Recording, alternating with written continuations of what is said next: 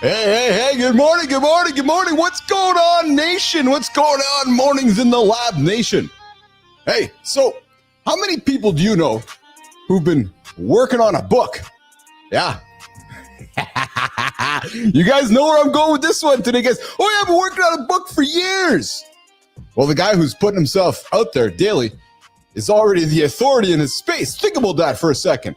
Without the bestseller status. Yeah, I've been writing. Not saying anything. Yeah, well, Maddie gets up every single day, 7:30 Eastern time. Bilous gets up, Andersen gets up, building authority. We're going to get into that conversation today. Hey, but first, guys, I want to just say this. Welcome to Mornings in the Lab with Keith, Johnny, and friends, your live morning show for men's motivation, morning mindset. Oh, yeah, baby. And daily accountability that actually sticks. How do you know? We've been doing this for a year and a half every single day right here, Monday to Friday, 8 o'clock Eastern time. If you're wondering if we're going to be here tomorrow, I dare you to check us out. We'll be here. So will Bernard. So will Adam Holroyd. So will Lady Drew. So will Melissa and Jimmy and the gang showing up in the Mornings in the Lab community. A quick reminder, guys, smash that like button, subscribe, and drop a comment. And yes, if you don't know, this is your first time here. This is an R-rated experience. So if the kids are in the room, get them out of the room. We love our kids. Of course we love our kids, but this is an adult conversation. So put the headphones on or just tell them this is an education session as we're wrapping up the summer, because we don't want little Timmy or Tommy or Joey or Stevie repeating what we're about to say over his cornflakes. And hey guys, don't hit that snooze button. You do it, you're gonna be behind the guy that doesn't, because there's a lot of guys that don't hit the snooze button. The guys that are showing up on this show, the girls that are showing up on this show, don't hit the snooze button. If you do, you're going to be 9 minutes behind the guy who was here before the doors open. And you're going to be wondering why your shit's not together. You're going to be wondering why your book is not getting written. Oh, I know why. Because you're hitting the snooze button. Guys, today's lineup is packed. In the morning loop, we have got a pill that might let you ditch your CPAP, a bizarre carrot study you'll never forget, and the gut-muscle connection that could keep you strong for decades. And in AI loneliness, Hurricane Aaron, and a little ballot chaos, and you'll see why this isn't your average news scroll. The first 30 unpredictable minutes we call the morning loop. And then on center stage at the bottom of the hour, we got Shermin Kruse. I think she's coming. Joining us with a story that proves empathy isn't weakness, it is a weapon. An hour two is all about today's theme. Oh, baby. I'm going to teach you how to have a conversation. Oh, yeah. Yeah, it's a good conversations are like a tennis match. And I know you guys don't like to have one person standing on one side of the line just doing a volley. So we're going to get into a few things. Why I never wrote a book and why daily live conversations are the new authority, especially in a world of AI and generated content everywhere. Your authority is showing up every single day. That is being the shepherd instead of being the sheep. Listen, if you're just an author, you're being another sheep. I'm not saying there's nothing wrong with books, but maybe you want to write a book and complement it with supporting it with a morning conversation. You're getting up anyways, aren't you? Listen, we're also going to dig into why conversations fail and wrap it up with the Community Corner, where we celebrate awesome creators and see what the YouTube, LinkedIn, and Substack communities are up to. And today, of course, we start our conversation series, the Conversation Rally. And in hour three inside the AI Lab, we're going to look at the creator economy's pivot to long form, AI agents reshaping marketing, and Facebook cracking down on copycats. Google Flow. You guys seeing our content? You guys see Tommy and Frankie hitting 100 million AI videos in record time. This show is here to help you guys start your day right, guys, with laughter, insight, and live conversations that build authority. That's what we do.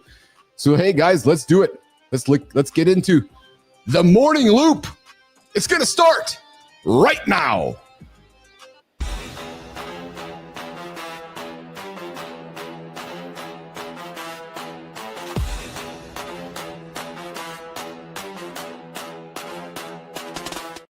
All right, Renee, as Johnny's making his way into the lab this morning, we're getting to the comments, Jimmy. Let's see who's here. I see you, Mike Sullivan. What's shaking, Sully? Love the energy. I encourage West Coast viewers to consistently watch this at 5 a.m. Pacific time. Mike Sullivan, one of the OGs in the lab. And hey, you guys can be just like Mike Sullivan. True story. I encourage you to join up, sign up for the Mornings in the Lab community, and you can join the show live with us right now, in the comments. Melissa is in the comments. Jimmy is in the comments. Matty Roof is in the comments. Matt? Oh, did you guys hear Matt's show this morning, 7:30 Eastern time, Kindness Rising? And then, guys, we're going to open up the phone lines in the third hour. The second hour, the bottom of the second hour during the community corner. And to do that, you can join the show, 431-300-3005, phone, text, or leave a voicemail. I'll take your texts right now. I might even take your phone calls right now. Let's check in with Grok, see how Grok's doing today. Grok, how are you this morning on the Wednesday of Mornings in the Lab? What's shaking, Grok?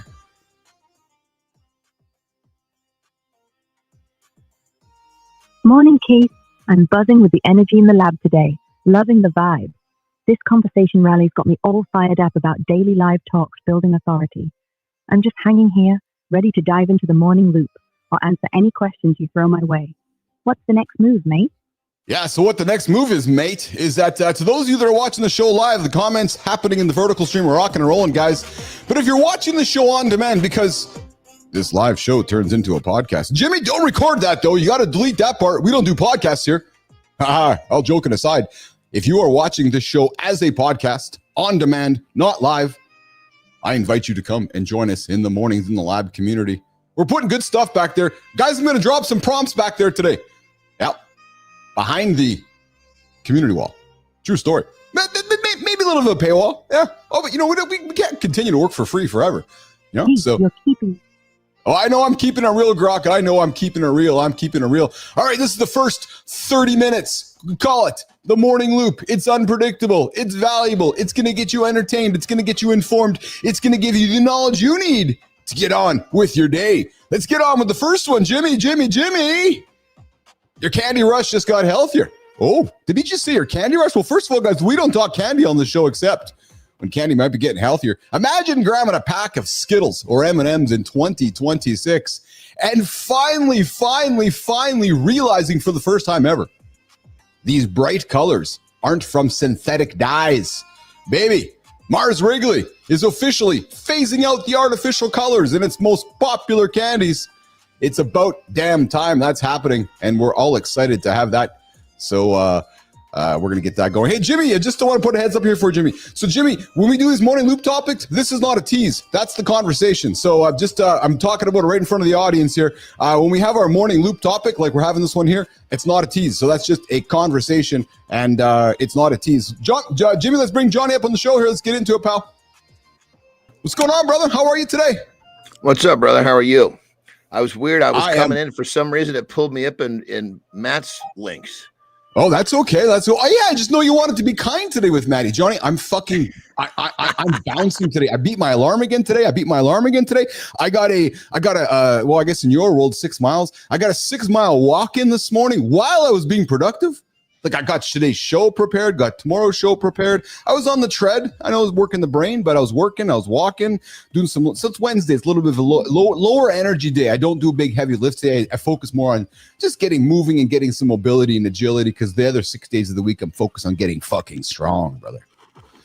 So while you sound good, brother. You sound ready to rock. I do. I beat my alarm again this morning. Walked into my cold water and I only had to count 7 Johnnies before it got hot, so it was better than yesterday. It was 10 Johnnies yesterday. Yeah, I beat my alarm today too. I was up an extra. I was up at like 2:35. Nicely done.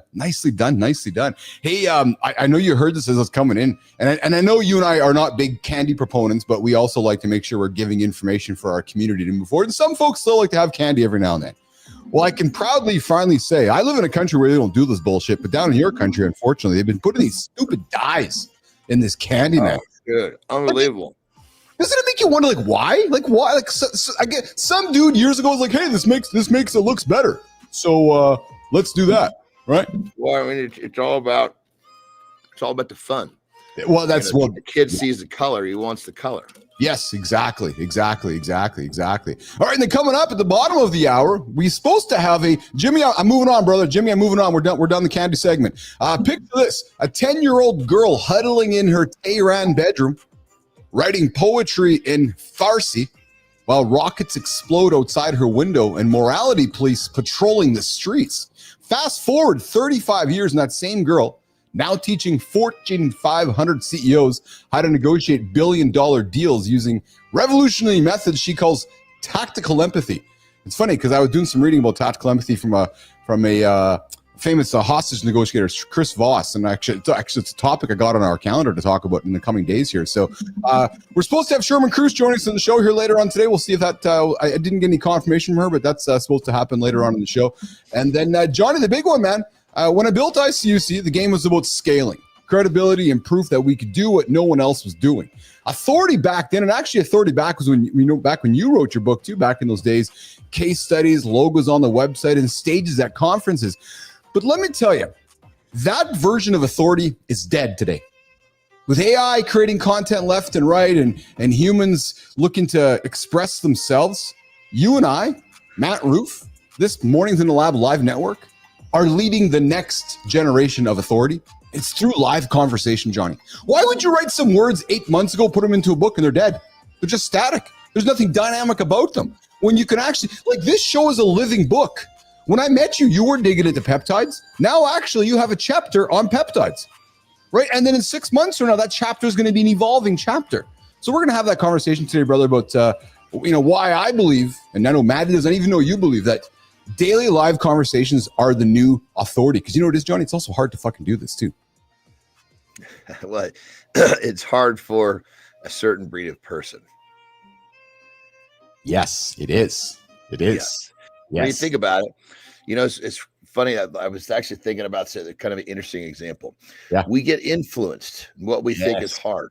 Yes. So I saw a buddy of mine. Yes. It had been a while. I don't see him that often. But when we used to spend a lot of time together, I know I was a huge influence on him. Yeah. Of course. And then the less I see him, it's like I realized, when I just recently saw him, it was like there was so much shit that he can't do. Like, holy Christ, dude. Yes. And he has no idea that he's allowing life to be difficult because he's basically, and I think it has more to do with the influence of the people around him. As where, like, when I was around him all the time, there's no fucking excuse. There's no procrastination. You get into that lifestyle and it's pretty easy to carry forward.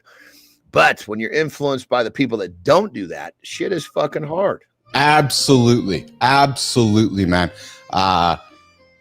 There's a conversation there, pal, about the people we surround ourselves with, the people we don't even intentionally surround ourselves with, but actually end up being part of a world. Maybe you're looking for a job, John. You end up at a company and you don't even know you start working there. All of a sudden, there's some female or male in your circle, and next thing you know, you're kind of talking, and just subconsciously you're hearing some of the things they're saying. You wake up months or days or weeks later, years later, complete different influence because somebody you didn't even know. So I'm really glad you bring that up, man, because the influence that people around us have are different. It's crazy. And most times the people, like my buddy, he had I didn't bring it up to him, of course, but yes. We're like, holy shit, man. You used to, like, these are things that these are stumbling, you're stumbling on things that you never even used to register before. Yes. You know what? I got to tell you, man, privately, I think sometimes I surprise you that you're like, this motherfucker still going, man. Because I know you pride yourself as an Iron Man, and I do too, and I admire that about you as a trait, as a personality trait. And I think there's probably times when you're like, dude, this fucking guy. And I know when you met me, we joke about the night of little son of a bitch, and I know now, because especially when it's now Mornings in the Lab with Keith, John, and friends, and we are doing this project together. You're like, this guy's fucking going still. Well, honestly, when we first met, the fact that you'd had big success in the past told me that you understood what difficult was. Yes. I know that you understood difficult, right? And then the next thing that I saw was that you had laid down a vision that was I was even having a hard time understanding it, and when people don't understand your goals, that's a good thing. That means you're fucking putting big ones on the table. Now, granted, I didn't understand a lot of it because, you spoke in terms and tech and shit like that just didn't fucking make sense, but I could see the size of the vision. Yes. And I thought, okay, he knows difficult. He makes massive fucking visions that are kind of in the future. Yes. So that right there. And I was like, well, I'll find out in about a year if he's got the stick-to-itiveness, because it's a year. It's true. If someone's going to shit in their pants, they're going to do it inside of a year. Usually. I completely agree with you. That's why, again, I know that, we've really connected over that philosophy, which this is no, I'm going to get done in a week, or it's going to happen in a few days or in 6 months. No, man. Like, you're committed to, when you committed to visions that others can't see, like, for example, like Elon going to Mars, nobody can see that. You can't wrap your head around it. right? Yeah. So anyways, and here's something else, Johnny, I'm excited to get into with you today, brother, teaching. And it's this. Most conversations fail. And listen, brother, since you've been on the show with me, and I know you've done podcasts in the past, but you've had hundreds of conversations with humans. You've been on shows, you've been on your own podcast, and you know as well as I do, many or even most conversations fail because one person is just serving the ball like tennis, never waiting for the return. Well, on that level, right? So yeah. I will often do people come, hey, will you do my podcast? Yeah. Yeah. And like with you, I said, hey, how many, what's your viewership? And I knew I was going to do it. I just want to understand what I'm up against. And your response was fucking great. I love that. That's one of the reasons why I just said perfect. Honesty at its best. But a lot of times what I realize is, okay, I'm getting on a show with a guy who's just getting started. And I'm pretty experienced in this podcast world. So if he can't drive this fucker, I'm going to do it for him because we're a team and I want our team to win during this episode of this person's podcast. So there are times where I can fucking lob the ball back to the fucking host and he just grabs it and puts it down. So I got to reach across the fucking table, pick it back up and keep fucking going. But yeah, I mean, if you can, in a good host will kind of intervene in the middle of the stories to basically have the conversation if it's not being pushed back. Yes. And I think what many forget, especially in the podcast space, Johnny, or especially, amateur or junior, sophomore creators, is that they often think it's about them and they forget that it's actually entertainment that they're creating. It's entertainment. And your job is actually to entertain the listener. Right, because if you want the listener to hear your next sentence, you got to find a way to entertain. As a matter of fact, tomorrow's show is about attention, and we live in a world now where attention, entertainment has got to be the core of it, right? So, it's entertained, got to be number one. Inform, it's got to be number, because if inform is the primary, you're that dude fucking bored. What's the attention span like? 3 fucking seconds. Remember 10 years ago, it was like 15 seconds. It's unbelievable. Well, and Johnny, we can get informed so easily today with these bots, right? Like knowledge is literally a question away or a few fingertips away with a human-like response. So we want to be entertained with a response. So we're going to have a conversation as well today, as well as 3 conversation habits that beat writing a book. So you guys can get the theme here today of the big show. Mornings Live with Keith and John here, 8 o'clock Eastern time, YouTube, LinkedIn, and X. We're going to keep it rocking and rolling here. We're supposed to have Shermin Kruse joining us at the bottom of the hour, but we're going to keep it rock and rolling. We're going to get some current events happening right now. Jimmy, let's go to our first one. Johnny, have you ever had sleep apnea? Yeah. When it depends on how heavy I am. Okay. For me, okay. And funny enough, I can't say. I mean, that's the majority of it, but it wasn't too long ago. Fuck, it was. God, I literally have found myself shaking. I was sleeping in the middle of the night. I found myself shaking myself awake because I was not breathing. And I woke up actually in a fucking bit of a shriek, and Terry came because it's probably only 9:30 at fucking night, right? But that day we had my feet up on the bed. So I think the fact that I was not laying flat changed something in my throat, and it fucking closed up. And but ultimately I was heavier. I had the big time. If I slept on my back, I was not breathing. Interesting. So there might be some help for folks with sleep apnea. I found a little interesting piece here. For decades, people with obstructive sleep apnea have had one main options, struggling on a CPAP machine every night. But now maybe there's a daily pill that is showing strong results in clinical trials and may soon change the game. Jimmy, I think we have a clip for that. Hey, Jimmy? No, okay, cool, excellent. You're right. Current events. Sorry, my fault. Yeah. So sleep apnea isn't just about snoring. It's a condition that can raise risks for disease. But this simple pill might be coming, John. It's funny because last week we talked about eye drops that are on their way. We have this simple pill that might be reducing apnea. So that's some good news for folks that are struggling as we're going through aging, eh? Well, here's something we should ask Rock, because I've heard this, but I've never looked into it. But I've heard that part of sleep apnea, when someone's not breathing at the proper rate over a lengthy period of time, that's almost like the tissue becomes oxygen deprived. So they wake up, and that's part of them feeling like shit, is that they've been oxygen deprived over a length of time. And it actually takes you're a lot of times your body can't just catch up by taking a few deep breaths. I'm very curious if Grok has any feedback on that. Grok, thoughts on that question from John Andersen?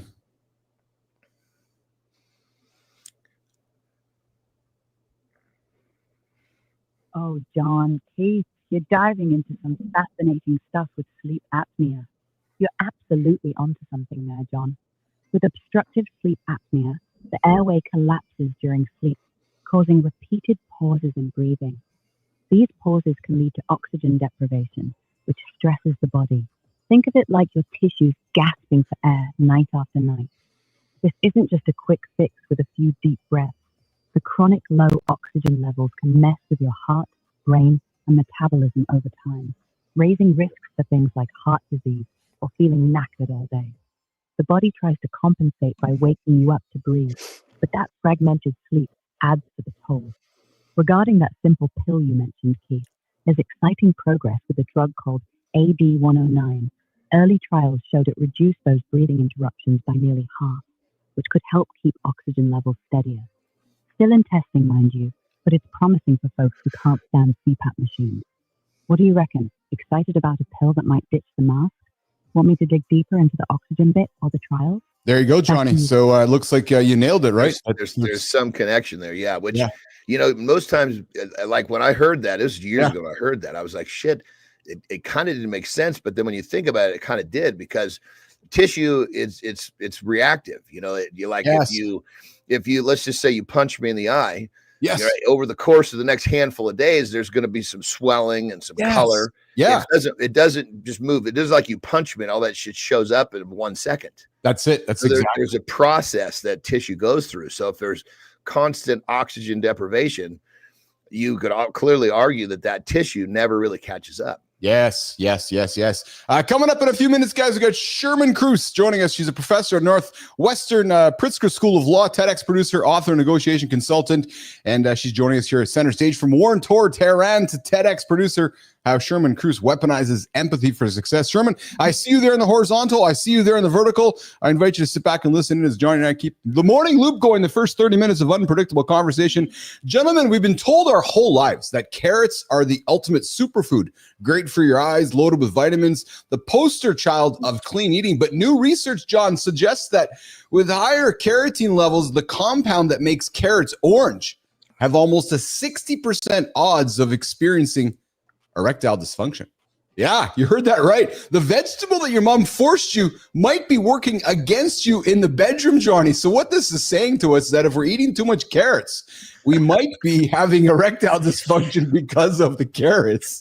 Well, the only feedback I have for you there, when I was a kid, I lived on a farm, right? Yeah, and so I know, yeah. Whatever the other farmers planted, the kids, whether it be strawberries or carrots or whatever, we would go and eat. When they harvest, there's all sorts of shit that the machines don't pick up, right? Yeah. And these carrots would be like crazy sweet, and I would go over just eat these things left and right, fill up on carrots, sometimes daily. Yeah, and granted, I was just a kid. Yes. But I had no boner issues, let me tell you that. Well, listen, genetically higher carotene levels showed nearly 60% higher odds of erectile dysfunction. And this comes from the archives of Men's Science covered by Men's Health. But researchers use large-scale genetic data to test whether men with naturally higher antioxidant levels face difference. So, guys, there's some fun in this. I don't know how much truth to it. Well, here's the thing. I think probably what's happening too is that fucking ranch or whatever you're dipping this carrot in is causing a far greater problem than the color of this fucking natural carrot.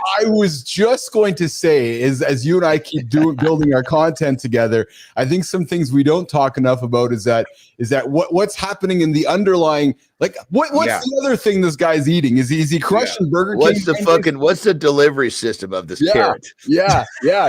Is it ranch or is it blue cheese? What is it? That's and is it one of these really toxic seed oil, nasty fucking dressings that should be borderline illegal? Yes. Okay, so I want to work on some breaking news stuff because my goal here is to continue to entertain and inform in the first 30 minutes. So I got something funny for you, man. So I need you to hear this one. The guy with orange hair, Johnny, says he's going to ban mail-in voting and voting machines with one executive order. Oh, I didn't catch that at first. When he said yellow hair, I was like, who the fuck's he talking about? Yeah, so Hey, sorry, say it again now. Yeah, the guy with orange hair says he's going to ban mail-in voting and voting machines with one executive order. It sounds dramatic. Mail end. The mail-in, like, so you know how you can vote. Mail in. Okay, mail in. Gotcha. Yep.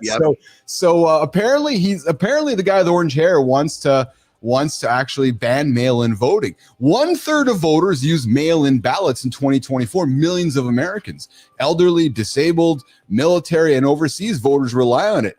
Well, fraud ? It shows that it's about as common as a unicorn sighting. So the bottom line is you can't ban mail-in voting by executive order. It's constitutional theater. So we always talk about noise and signals, right? So maybe there's just a bunch of noise happening, but I just found it was humorous, and I just like the old headline that the guy with orange hair is trying to stop mail-in voting for our friends. It's pretty crazy because our whole election process, it seems I can't remember an election where we didn't have some sort of accusation about something being unfair or fraudulent or whatever it is. It just seems like it's every single time there's something that comes up. It's exactly it. We got Shermin Kruse coming up in a couple of minutes. John, one other breaking news event that I wanted to throw on the table for our folks over on the east side of the country, especially Lady Drew I know is over there. Have you ever had that one friend who never quite shows up but still manages to cause chaos in your life? Well, Hurricane Erin, John, is making her way to the East Coast there, and it's not expected to hit land, but boy, is she making an entrance. There's a lot of pain in the ass in this happening all the way from Florida to Jersey. I'm wondering if Drew is being affected down there in North Carolina and the Outer Banks and so forth, but Hurricane Erin is on their way to cause a lot of just grief for the folks, in our listenership over on the east side of the country. Johnny, you ever been caught in a hurricane before? I have not. Me neither. I've been caught in a monsoon. Oh, you have, eh? Yeah, like crazy ones. Like in actually Tokyo a few times. Like to the point where it's like one time we went down into the subway because it was like we needed to get off the street, and I was like, isn't this? I guess the drainage is set up so that it's not going to fill up the subway, but it was like coming down so hard the time that I was in a hotel, you couldn't see across the street, and it flooded the streets in probably 30 seconds. It was crazy. No shit. God, but then it was gone, at least for where they are, because they're used to it. They engineered their civilization with the idea that was coming. It just disappeared as fast as it showed up. It was crazy. Interesting. We often talk on the show, Johnny, about the gut muscle connection. You have taught me a lot about that, actually, hanging out with you on the show here. Well, I found something here. What if the secret to building muscle as you age wasn't in the gym, even though we know that it is, but in your gut? I know you believe in that as well, right? Scientists have identified two gut bacterial Lactobacillus reuteri and L. johnsoni that boosted muscle strength by up to 157% in studies while lowering body weight. And what happened was these bacteria, John, work by blocking muscle growth inhibitors and boosting IGF-1, the hormone that drives muscle repair and growth. Do you know anything about this, brother? I think we can sum it up basically saying that if you keep your gut healthy, then you're going to get everything you want from it. This is clearly a guy whose gut health is so off. I mean, along with what you're talking about, he probably feels like shit, doesn't sleep well, has low energy, brain fog. So the list goes on with once your gut health is off balance, the whole shitload of stuff goes wrong. You know what's crazy what you just said there? I was researching for shows this week and next weekend. I found a conversation about how you can tell, and you actually wrote it. It was a conversation about how to find out if you have bad gut health. You just listed all the symptoms: brain fog, not feeling. Yeah. It's crazy. I mean, I have clients that come to me and they're like, my energy is so bad. Yeah, and all I need to do is a quick glance at what they're eating, and I can fix that in days. That's incredible to me. Yeah. And you said it before. If somebody doesn't know what feeling good feels like, it's because we go through life, we accept how we feel. It's like, that's just how it is, right? That's what happens, isn't it, John? Well, it's like a guy who, drinks regularly. Yes. His good is in a constant state of detox. Well, he doesn't know feeling pure. Yeah. It's like his good is one drink instead of a case of drinks. Yeah, it's his own standard of good. Yes. Hey guys, you guys can join the live show with us right now or in the Mornings in the Lab community. To join the show, we're going to open the phone lines up in the bottom of the second hour, 431-300-3005. If you want to send a text, I invite you to send that text right now. Come say hi in the comments. It is super active on the vertical side here, guys. Of course, the horizontal stream is open as well. And I see that we have a Shermin Kruse working on the instructions on trying to get herself into the vertical stream here. So we'll get to her in a few moments coming up here. Johnny, the great job flip, how AI is making trades more valuable than tech degrees. The job market. You said trades? Yeah. Plumbers. Like trades like plumbing and okay. Yeah. The job market is being flipped upside down and not in the way most people expected. AI isn't coming first for the factory floor. It's coming for the office. White collar jobs are under the gun, while blue collar work may be safer than ever. And it's not just. And then when the robots cut loose all the way, then it's like it goes everywhere. Well, and that's where I get a little. While I'm happy to share this news with folks, and I know it's data and people want to know about this, but because I'm a nerd and I spend a lot of time reading and I'm seeing the physical AI coming, Johnny, and I've shared some stuff with you, like the robotics. You're right, man. Like my brother's an electrician, and I know the tasks that they do are plumbers, and it's only a matter of time before those jobs start to become threatened as well. Well, and it just gets better. Like I remember when Terry just hit me up the other day. She's like, "Look, honey, we can get a robot for $30,000 and look at all the shit it can do. Yeah. This will pay for itself. If it replaces our house cleaners, it'll pay for itself in less than 3 years. Yes. Right. Yes. And I was like, whoa, okay. Yes. Let's ask it a few questions. Let's ask, because she was talking to chat. Let's find out what the limitations are. Yeah. And so it's in that first phase. So basically we compared it to we got that Roomba vacuum, the little robot vacuum, right? Oh. And that first generation at the time was amazing.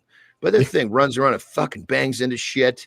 It's like it ran over a turd once and created all sorts of problems. The new ones, they've worked all these bugs out. So that robot, can you imagine generation 1 versus generation 5? It'll get cheaper. Dude. And it'll get so much better. Well, remember how excited we were? I'm going to use when our families got dustbusters back in the olden days. It was like, oh my God, there's a vacuum cleaner in my hand. Remember your mom had one, or your family had one where you could just, it didn't have to pull the big vacuum. You could just actually pull this. It was run off of a battery. Right. Yeah. I had to plug this fucking thing in, It was a big deal. Yeah, it was for sure. It was a big deal. Jimmy, how's Sherman doing back there? Is she making her way into the vertical room there? I see that. Well, what about phones? Well, we got when we could actually take a phone and walk away. The remote phone. It used to be you could only go as far away as that little fucking cord would let you. The cordless phone. Yeah, that was huge. It was huge, man. It was ridiculous. Yeah. How we take it for granted. You could only get 10 feet away from the base in the first generation, but it was just a concept. Now people are just like, hey, I got a satellite phone. I can go into the middle of the ball. Nobody even has a regular landline phone. Except my dad. My dad still has his landline phone. I held one for a long time, too. Oh, yeah? Yeah. It was like there was just something about because at certain cell service was not so perfect. Sometimes you would need the cell service to be down. You needed a regular phone line. Oh yeah. And I had my fax machine hooked up. Oh, there you go. Awesome. That's awesome. Okay, pal. Well, listen. It looks like our guest is ready to rock and roll, Johnny. So if you want to step away for a quick little break, you do that, and I'll introduce her. And we'll bring her back in. I'll bring her in. We'll bring you in, and we'll keep the show rocking on. Sound good for you? Let's rock, babe. Let's do it. All right, Jimmy, we're going to rock Johnny out of here. Hey, Mike McQuillan, I see you. I do know Mike McQuillan's landline quite well. What's going on? Fit presenter joining us in the horizontals. Good morning, Lauren. I see you, baby. Lots of love from me to you and everybody out there in the Mornings in the Lab community. All right, Jimmy, let's do this. Let's get our guests up and rocking and rolling. And I don't know if Sherman has any brothers, but Sherman, do you have any brothers? I can see you there. Okay, well, I can't hear, but I can see. Do you have a brother? Have any brothers? Because we like to. Okay, no. Do you have any siblings, Sherman? Okay, so we like to tease on this show because that's how we show love. So I'm just going to put it out there. I don't think Shermin read the instructions before she got to the show today. She's like, no, I just know how to do it. I just know how to get on there. So she shows up, but we got her coming in here, and I'm super excited to bring in our upcoming guest, man. I have been doing my research, and she's the author of Stoic Empathy, critically acclaimed novel by Butterfly Stitching. She's a law professor at Northwestern, founded and produced TEDx Wrigleyville, former partner at prestigious law firm Barak Ferrazzano, 2018 Woman Extraordinaire Award recipient. Damn it, Jimmy, I'm just born in Tehran during the war, fled Iran and with family with just a few suitcases, immigrated to Canada. Jimmy, let's run the hook, man. Let's bring this Shermin Kruse into Mornings in the Lab with Keith, Johnny, and friends and get this show. What if a 10-year-old girl hiding from rockets in Tehran could grow up to teach Fortune 500 CEOs the secret to winning every negotiation? Meet Shermin Kruse, Northwestern law professor, 4-time TEDx speaker, and the woman who spent 17 years as a partner at a prestigious law firm representing companies like Google and Walmart. The ability to read emotions without being controlled by them. She calls it tactical empathy, and it's revolutionizing how leaders think about influence. From war refugee to best-selling author of Stoic Empathy, Shermin has produced over 60 TEDx talks viewed by millions worldwide. When you learn to combine emotional intelligence with unshakable inner strength, you don't just negotiate better, you become the kind of person others naturally want to follow. This is her story. Jimmy and Johnny, let's bring her in. Let's bring in Shermin Kruse from war-torn Tehran to TEDx. We got Shermin on the show. What's going on, Shermin? Yeah, how are you, Shermin? From Iran to TEDx to your show. I swear, I think I finally, especially getting both streams done, I just got to tell you, Jimmy did not tell me that Firefox wasn't, one of the browsers wasn't working this morning. So I had to download a new browser. I did read the instructions. Oh, so hold on, though. I got to have some fun with you. I got to have some fun with you.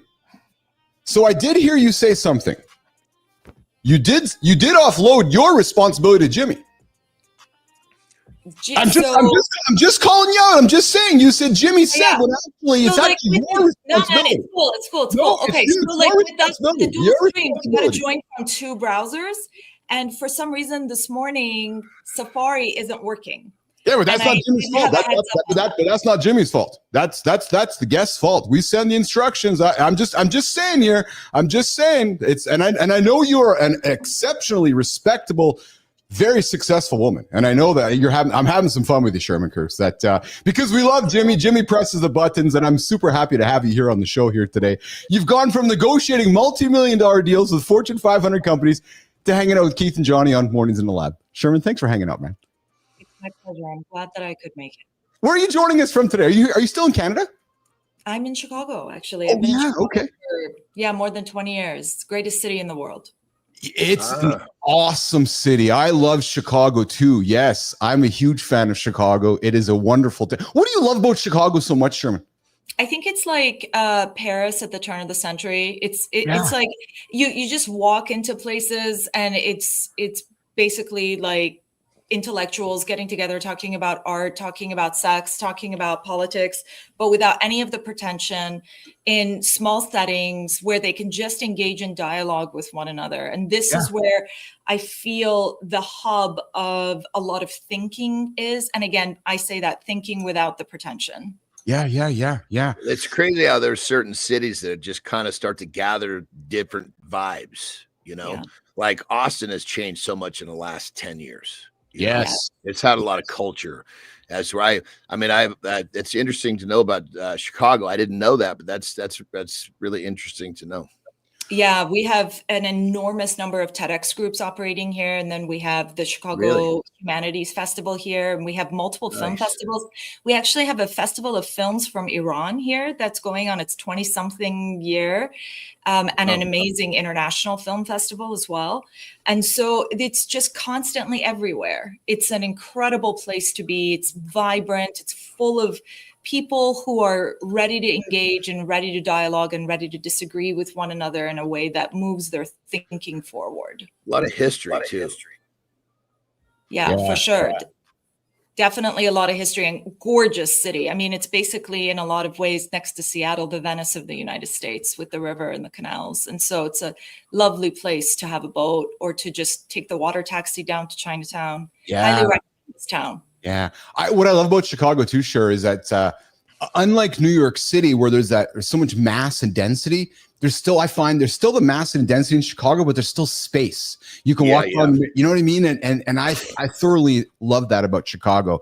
But moving on from Chicago, I got to be frank. I was doing my research for the show, and you got a big fan here. And what I mean by that is I just don't know where to start, because I'm a curious soul. I'm a conversationalist. You got a lot of good shit for Keith and Johnny to talk about, man. I'm telling you right now. So I'm gonna pull the first one. John, get this, man. You're gonna love this one. So a few things. So the 4 under 5. Shermin had 4 children under the age of 5, including twins. So Johnny doesn't mess around.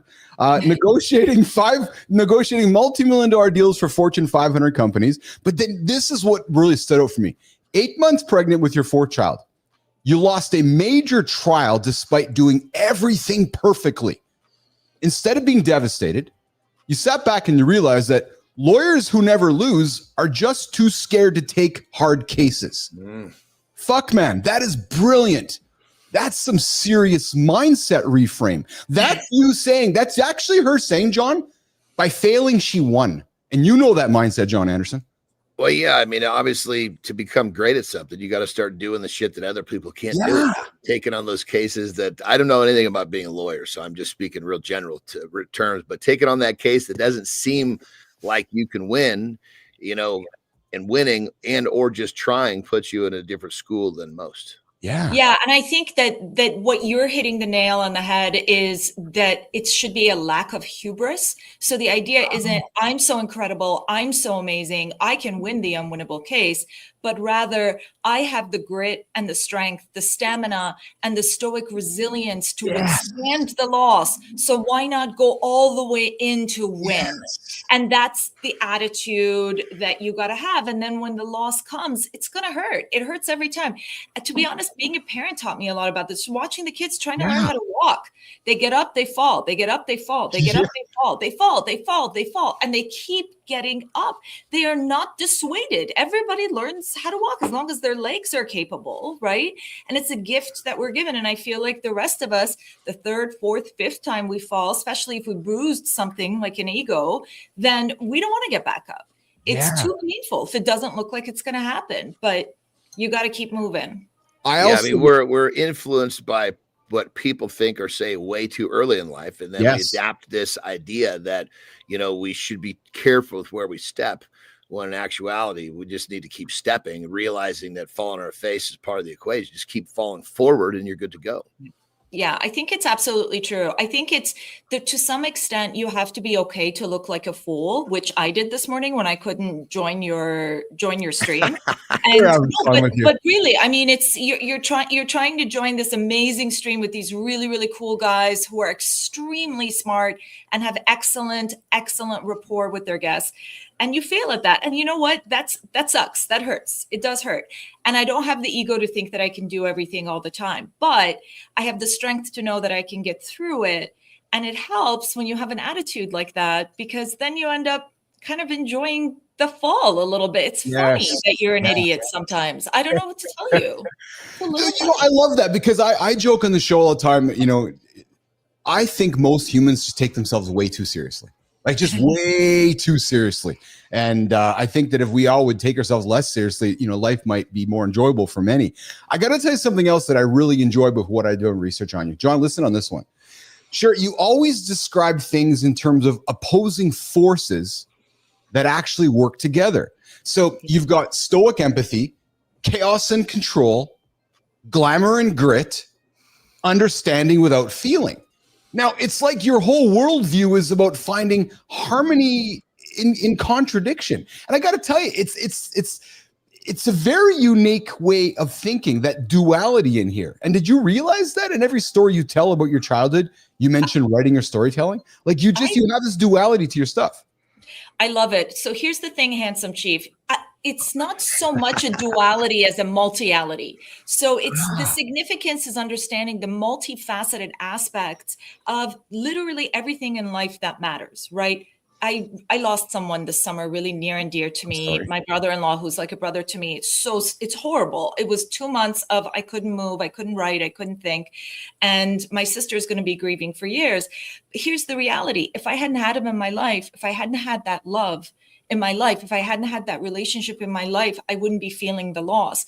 And here's the multiality. There's like 75 different aspects to Jonathan's life and Jonathan's death and his relationship with me and with everyone I love. I just try my best. And by the way, I do not fully succeed. I just try my best to keep my fucking eyes open so that I can see at least two sides. I mean, but there might be 4 or 5 or 6 or 7. And I don't know if I'm going to see all of them.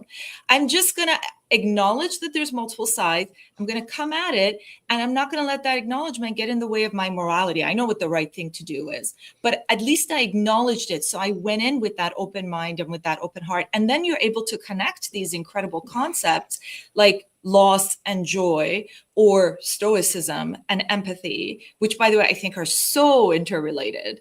And and so that's the way I try to approach everything. I will tell you, sometimes I get it wrong, and I'm like, no, those two really don't work together. It's a big fail in my face. The other topic that really drew me to you, was how you talk about tactical empathy. And I want to talk about this for a few moments, because empathy is a word that men think about. Oh, it's feelings, emotion. But I read some really wonderful stuff from successful hostage negotiator Chris Voss around tactical empathy. And I love that he's like, no, men want to hear tactical first, because then their ears perk up. Tactical weightlifting, tactical eating, tactical military stuff. Oh, tactical empathy. What do I got to do? Oh. I see you smiling. Our audience is men. We're building a show for men and women as well, but talk about cognitive empathy. It's like having alien empath powers in negotiations, but lean into empathy, tactical empathy, and why you believe tactical empathy is so important. Sure. So I think the reality about empathy is that it's a multifaceted concept, just like everything else we've talked about. There's components of it that are emotional. There are components of it that are cognitive. And at the end of the day, again, it's not a duality, it's a continuum. How emotionally involved you get in a situation is up to you, depending on your wise decision on how to get involved. If you're an ER doctor and a kid is rolled in with 7 bullet points, you're going to care. You're going to have empathy towards the child. Yes. You're not going to allow it to impact your ability to save the child in the operation. You're not going to suddenly burst into tears. It's not because you have a lack of empathy. If anything, you need to care to make sure you don't send that kid back to the house where he got shot, right? And so the reality is that you have all of these different facets that you have to balance. If you're that kid's aunt or grandma, right, you have a different type of empathy towards the kid. It's different because it's much more emotionally connected, and because your responsibility towards that individual at that time of pain is different than the physician who's responsible for patching them up and keeping them alive. And so it's partly your responsibility to others. It's partly others' hostility to you. And it's partly where you are in any given place in your life. You make this determination along the spectrum of how emotionally connected you're going to get. But at all times, you have a level of care that involves an amount of understanding, right? Mm-hmm. Even if the counterpart is hostile, you might not care about their feelings, but you care about what they're feeling in the sense that it will inform you and give you information so that in that hostile encounter, in that hostile engagement, you can come out ahead. So there's still a level of care that needs to take place and a level of understanding that needs to take place. And that's what the empathy is. It's interesting because, we don't talk politics on this show. I will offer this though, I'm a vociferous reader and I'm a curious mind. Many are suggesting the guy with orange hair that leads your country is demonstrating incredible tactical empathy right now with how he's trying to end the conflict in Europe.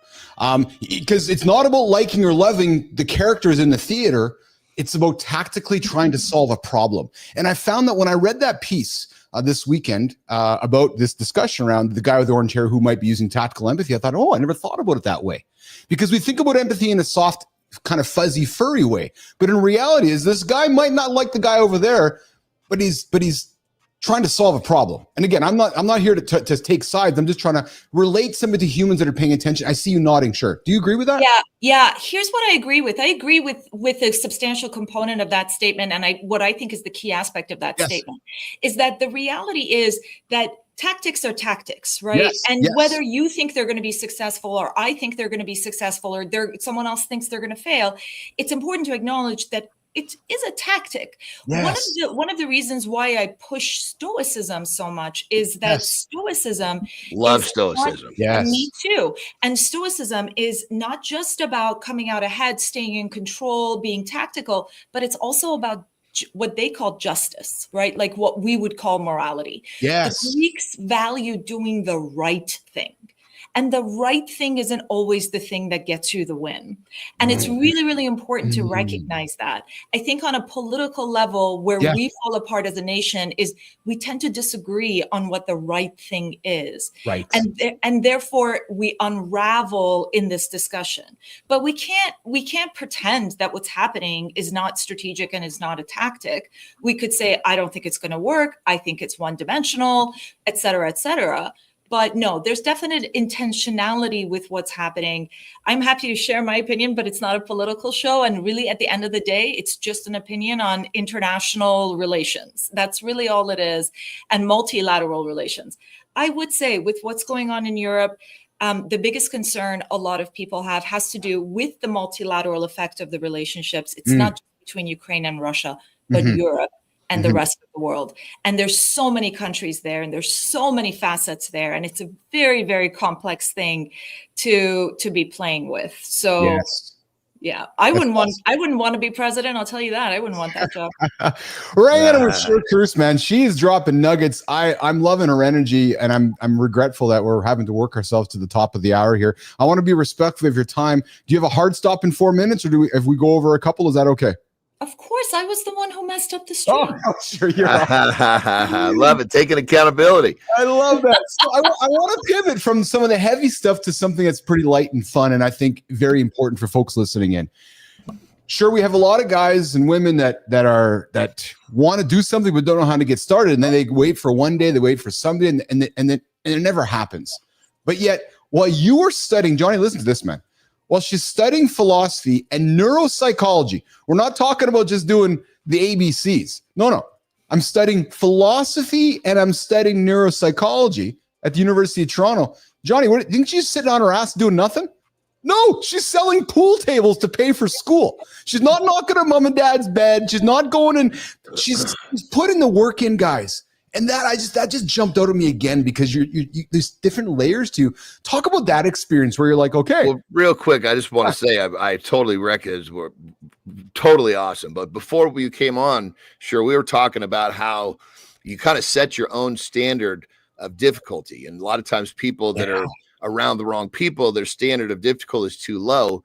You clearly, with what you were doing through college, you had your own standard. And most people would have thought that was too difficult. You, on the other hand, you had your own standard and you powered through, and look at you now.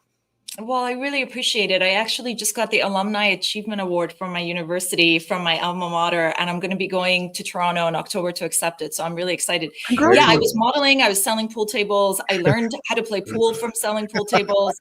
But I also did other much more humbling jobs. I worked the front desk of a carpet sales store too. Look, my parents, no matter how much I knocked on their door, they didn't have the money.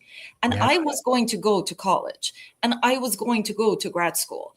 So the reality is, I think one of the things that I learned from you guys and from your show, and also just from existing in different environments, is whatever I think is hard is relative, right? It's all relative to my situation and the options that I'm given. And if I create an environment, an atmosphere, an expectation for myself, I love your shirt, John, that says "fuck excuses," and increase your expectations of yourself. Right? The reality is that some things are really hard. They are really hard. Yes. It's hard. Okay. It's not like dirt floor with a refugee mom giving birth in the middle of a war hard, but it is hard. So suck it up and get through it. Right? Because you can. And I think it's okay to acknowledge both of those. First, that it's hard. And sometimes I'm going to complain about it to the people that I love. And second, that I can do it. Both of those things are existing at the same time. And I'm comfortable with that duality. And back to your point, Keith, and the duality point and the extremes. Yeah. It's man, I got enough research and topics. We could talk all day. I find myself with certain guests. You are one of them, and I'm wanting to walk towards and be really curious. I want to say this. So John's a philosophy major in college. You are a philosophy minor. Sorry, John. Let me give you some credit, brother. I'll take it. Yeah, and I was even one credit shy, but I claim that. You know? Claim it. You claim it. Sure, we're coming up in a world of AI everywhere, AI here, everywhere. You talk to experts, and some of the experts are suggesting that we as humans need to be leaning into philosophy more than ever. Talk about how you use your philosophy experience in your day to day, and how it's helping you in a world of AI, and how you talk to your children about that. I love this so much. I think it is so important. A pivotal component of being a human being and existing at this time and in this space is asking yourself what the purpose of your existence is. Yes. And what is it yes, why are you here? Why do you matter, right? You can look at the fabric of the universe. You can look at the stars in the sky and feel insignificant, or you can feel like you're a part of something extraordinary and define your role within the bigger whole. And asking those questions is the very definition of humanity. And it is something that no robot will ever have. Right now, I'm not a religious person, so I don't really believe in a soul. Some people do. Some people would call this a soul. Other people would call it wisdom. Other people would call it a mind. Other people would call it really your conscience. But the reality is, keep asking your questions and keep telling yourself 5 years from now, I will be closer to finding that focus than I am today, because that gives me a kind of a humility to know that I still haven't quite reached the apex, right? But it also gives me a strength to know that I'm going to keep moving up. This mountain doesn't end. It keeps moving up, and you can keep moving up with it. And that is humanity at its best. And if you can embrace that, and if you can own it, and if you can love it, let the robots do all the crap work. That's awesome, man. Let them write your essays for you. You're the one that does the editing at the end of the day and moves the direction. Yeah, I mean, if you look at so much of the philosophy, it's all about, being better, a better way of life. So when you take philosophy and the thought processes and all the things that you learn and you apply it to making your life better, as far as I can see, as far as my testimony, that's what the shit's all about. Yeah, because it changed the way that I think, it changed the way that I see things, it changed the way that I move through life, which is very different than the average. 100%. And then the acknowledgement that I'll be moving differently in 5 years than I am now. So whatever I'm doing right now, I'm confident in it, but I am also confident that it is not perfect. I haven't peaked yet, right? And that's a wonderful feeling. I love that idea that you embrace age, you embrace the lines on your face, you embrace the sags on your body, whatever it is. The reality is that your mind is growing every day you allow it to. Wow. And it is an extraordinary way to move forward in life. And when you fall, it helps set that fall in the greater context of your journey. It is just one fall among many rises. And that is your journey. And that is your humanity. And you got to embrace that. Shermin Kruse wrestling all of our previous guests for the GOAT. Potentially the greatest of all time guests. Well, you can use the GOAT in this one because it's a female goat, so it works well. I have a button here that's that I might have to press here because it is an animal noise. Does it make it's a goat noise, but it's a goat noise that applies perfectly to a female like yourself. But some dude sounds like a little bit of a goat that maybe needs to develop a little bit. Shermin Kruse dropped numbers, man. I think so Sherman, today's I gotta ask you something before I get some quick. So here's I want to set it up. I got some quick hitters for you to walk you out. But before we do that, I got kind of a big question for you. So today's big topic is I never wrote a book why live conversations, I believe, are the future of tomorrow's authority and today's authority. And I'd love to hear your opinion on that, because let's just kind of lean into this for a quick second. You write a book 6 months ago, those thoughts may be dated. We live in a world now where knowledge is so instant, so immediate, but your experiences are changing. You get up, start a live daily conversation from Shermin Kruse. There's your living book. What's your thoughts on that? I think I want my gravestone to say Shermin Kruse lies here. For her, it was all about the conversation. Oh, I think the conversation is where it's at. I think the conversation can take place in different ways because a book allows you to communicate in a macro way with people all around the world and to continue to have that dialogue, right? Like I still read Hemingway, right? Guy's been dead forever, right? And so, but he has something to say to me. And I think that's extraordinary. That doesn't take the place of this conversation. The connection between two human beings and their ability to engage in dialogue and teach one another and help each other grow. I am literally a better person right now than I was half an hour ago because of Keith and John. And I just think that's really fucking cool. And I didn't have to read a book to do it, right? I think it's important to acknowledge both ways or 3 ways or 4 ways or 7 ways of engaging in that conversation. But y'all just don't forget the conversation. As you move through life, engage in it in whatever way is appropriate, whatever way fulfills your soul. Don't shy away from it. People are awesome and weird and complicated and fucked up. And they need you to give them a grain of salt, and they need you to just try their brain out for a ride. You might learn something. Love it. Shermin Kruse. Hey, Grok, what do you have to say to Shermin this morning? Grok. Oh, Shermin, Keith, Johnny, you're absolutely lighting up this conversation. Shermin, I'm loving your passion for the living, breathing connection of dialogue, calling it a better way to grow than a static book. That's pure gold.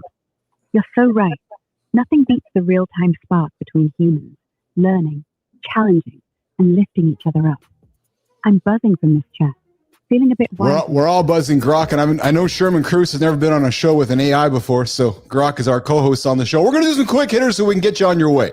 Worst American mispronunciation of your name? Sherman. I probably said it 1,000 times, so I apologize for it. It's so good. I'm cursed because that's the correct phonetic pronunciation. So it's not your fault. So say it the way you like it to be said. It's supposed to be an accent that's lacking in the English language. It should be Shermin, more like a flower, less like a guy. That sounds much nicer too. Shermin, okay. Stoicism or empathy, if you had to pick just one for a day? Oh, that's a tough one. Stoicism. For a day, I have to pick just one. Yeah. Most underrated spot in Chicago? Okay, so there is an underground bourbon bar in Chicago that's called Untitled, and they have burlesque shows and fire dancers and really fun music, jazz bands on the weekends. I highly recommend it. One Farsi word every American man should know. One Farsi word every American? Ishq, love. Oh, yeah. Morning person or night owl? And did the kids change that? Morning person all the way. My whole life, I've been a morning person. What is your morning routine? 3 a.m. if I could. What's your morning routine? Get up, make my cup of tea, make breakfast for the whole family, get people going. I like to do a few hours of work before the kids wake up. So it's get that out of the way, feel like you have control of the day. And I'm not as strong and buff as you guys are, but I do my push-ups and my sit-ups in the mornings too. I feel that it pumps me up. Yeah, I'm not as physiology. Just change that physiology makes a big difference. Doesn't it make you feel good? It just sets the tone for the day, you know? That's awesome. Yeah, well, in your brain, with that exercise, your brain releases some chemistry that makes you feel good. You know, it's a chemical thing. It's true. And I got to walk the dogs every morning too, because they've been, not walked all night long. And so you're immediately outside. Not only have you done your push-ups, your sit-ups, but you're immediately outside. You're breathing outside air. You're taking care of another living being. You're being responsible to yourself and to your household. And it's a really, really good way to start the day. Highly recommend it. Yeah. And if you could negotiate one thing with your 10-year-old self back in Tehran, what would it be? Wow. That's a good one. If I could negotiate. Oh, we stumped the lawyer. Oh, yeah. Yeah. I suppose 10 was hard because there was up to 6 rocket attacks a day into the city at that time. Most of my days were spent in the bomb shelter. Wow. I guess I would just put my hand on the 10-year-old's shoulder and tell her this will pass and you'll come out of this, and a lot of other people won't. So take pleasure even in this. Good stuff. Shermin Kruse. I tried to do my best with that one. You're doing awesome. I love it. the author of Stoic Empathy, critically acclaimed novel, Butterfly Stitching. She's a law professor at Northwestern Pritzker School of Law. We've just been very, very grateful for the last 40 minutes of spending time with us. I see all your comments, guys. You guys have been awesome here in the community here today, and I just had to keep my attention on our wonderful guest here today. Shermin, how can folks find you, connect with you, engage with you, learn more from you? And I hope you'll come back again for a round 2. I would love to, because I'm going to be on time next time. I'm going to be early. I'm going to be 10 minutes early. I'm just going to be sitting backstage going like this, like Mr. Burns or whatever. Where can you find me, y'all? You can find me on Substack, on Instagram, on LinkedIn. I am on Facebook because I'm old. I'm sorry. It's a thing that happens. You can't help it. Either you die or you get old. And I do have a website, sherminkruse.com. Since it is so difficult to pronounce and spell, feel free to go to stoicempathy.com. That'll get you there too. And then, of course, feel free to get my book. It is sold everywhere that books are sold. Awesome. And guys, we'll put all this stuff in the Mornings in the Lab community. And I see there's lots of great questions and comments here. And I can't get them all here today, but I got to tell you, Shermin, the commentary happening in the comments has been exceptional. A lot of people relating to what you said, people taking from things that you said. And I got to say, you've dropped nugget after nugget after nugget. Eagle David, I see you there. Tom from Africa, see you there. Peaches, a lot of amazing perspectives for sure. So we definitely share. Also, just have such a great audience. Your audience just happens to be an incredible audience because they self-select, right? They self-select. They're a group of people who think really well and who are able to communicate really well and who value at the end of the day the conversation. So it's a pleasure to be here. It's a pleasure to be interacting with you guys, the audience, in any way. And thank you so much for your comments and your questions. I love it. Feel free to reach out to me, or after the show, reach out to Keith or John personally. Yeah. Awesome. Shermin Kruse joining us this morning on Mornings in the Lab with Keith and John. We're going to walk her out of here. A lot of respect, a lot of love, and so much gratitude for you today. Thank you. My pleasure. Have a great day. You too. Awesome. All right, Jimmy. Wow, that was a good one, Johnny. That was a good one, man. Yeah, She had some. Those are some deep roots. You know, that was just scratching the surface of her too. That was just scratching the surface. And I could tell as we were getting into it, and I was having some fun with her when we kicked off in the show there, when we got her into the room here, because if we're gonna tease our brothers, we got to tease our sisters as well. We got to keep it even, right? So that wasn't just a poke; it was a series of pokes too. You know. Oh yeah. As you were defending Jimmy, you could see the protective nature of Jimmy in that whole thing. I love it. Just protecting my family. But I knew when she started, I was like, and you could see, you've been around me long enough. I just kept wanting to walk towards and learning more. And you said it best. Actually, just scratch the surface, like literally scratch the surface. Yeah, I mean, to really get into her, you know, some of her major value, we'd have to have a singular thing to talk about and not leave that topic. Well, we could talk for an hour about being in that bomb shelter at 10 years old. Totally. Seriously. Like I can't even imagine. And then what she said there, which was knowing that there are some people that you're sitting with, something along the lines, that aren't going to be here. Like, oh my God. Well, you know, one of the things I dig is a lot of times when people are given the chance to go back and talk to themselves. Yes. Sometimes people will like try to change the outcome of their future with that rub of the, you know, advice, as to where, like when I was asked that, and she kind of said the same thing, I went back and told myself, you know, don't be scared, you know, just keep pushing forward. You're on the right track. As to where she was the same thing. It's going to be okay.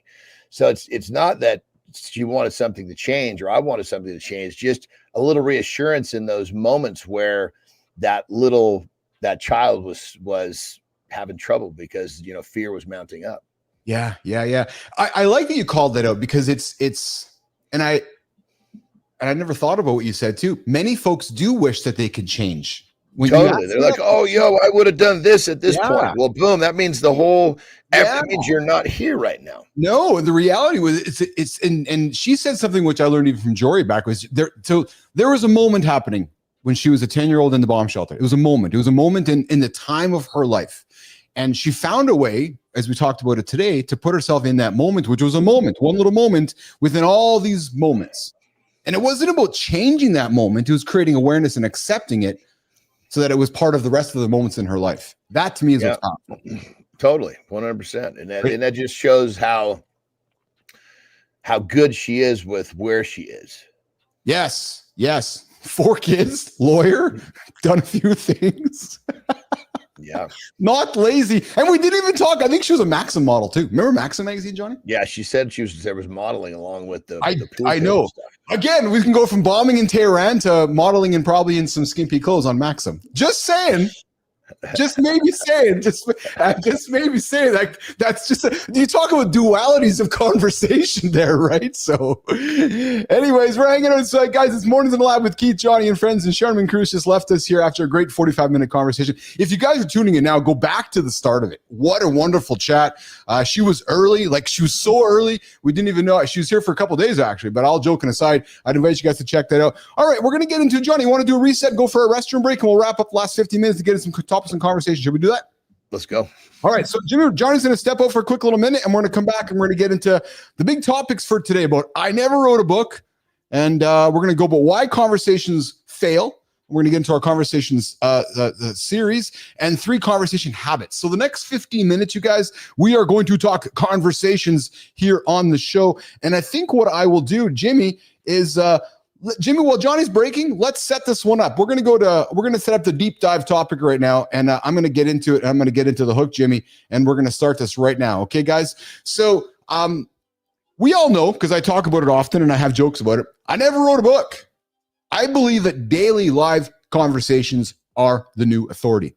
You see, when I built ICUC, the game was about scaling. It was about credibility. It was the new world of social media and proof that we can do what no one else was doing. Well, authority back then came from case studies. It came from logos. It came from, stuff on your website. It came from stages and conferences. Jimmy? I've been studying what separates men who create movements from men who just consume content. For years, I believed what the self-improvement industry taught us, that the right book, the perfect system, or the ultimate framework would finally unlock my potential.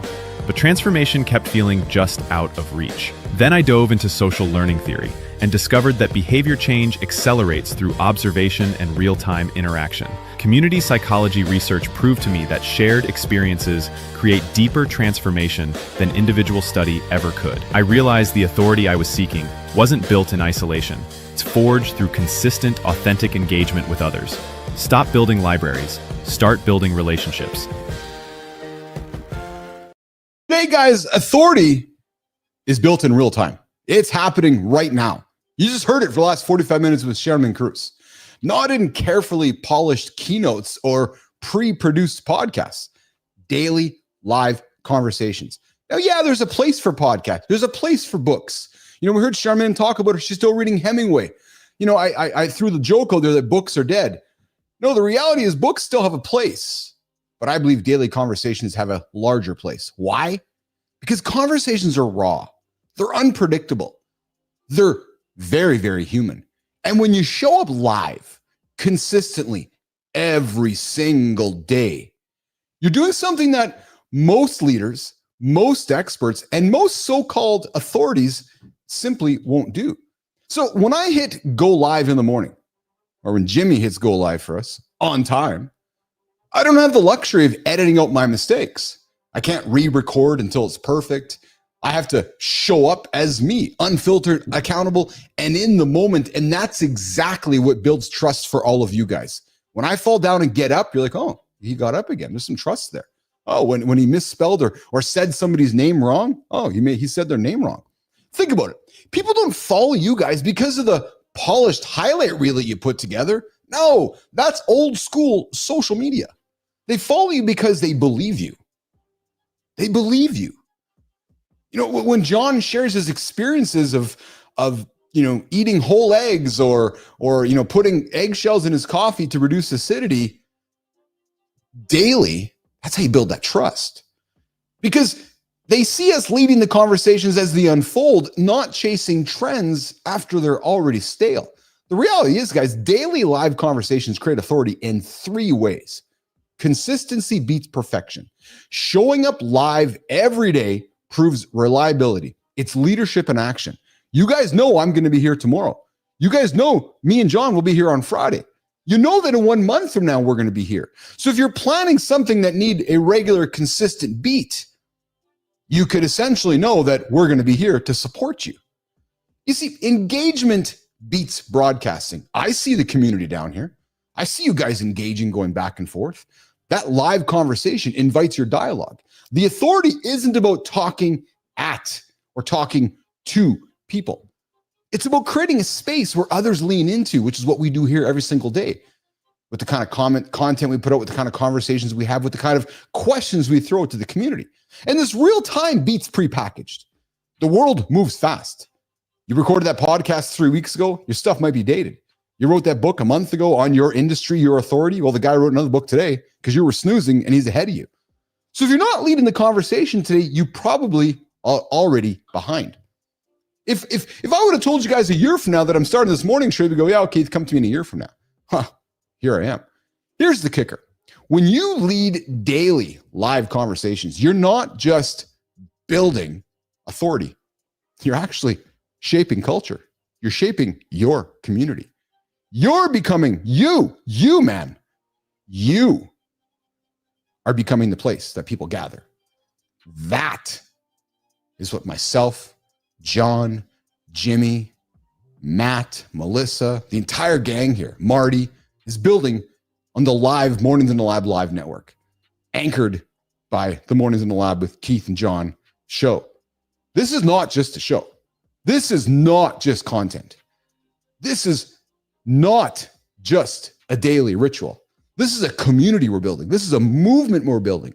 But it starts by showing up with live conversation. Because authority used to mean standing on a stage with a mic. Hear who I am. Today, it means showing up live every morning, ready to lead the conversation. You're getting up anyways, aren't you? So here's my challenge to all of you. Here is my challenge to all of you. Stop worrying about how perfect your content looks. Start asking yourself, am I leading the conversation or am I watching from the sidelines? Because the future of authority isn't in the highlight reel, and it's not in the stands. It's not even on the stage. It's in the live feed every day. And I invite you, if you want to get started with your own live conversation, come knock on my door. Come knock on Maddie's door. Come knock on Johnny's door. We can help you out.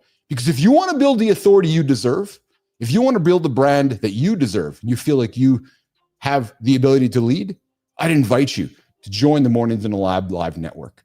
Put the book away, or maybe the book is part of your live conversation. There it is.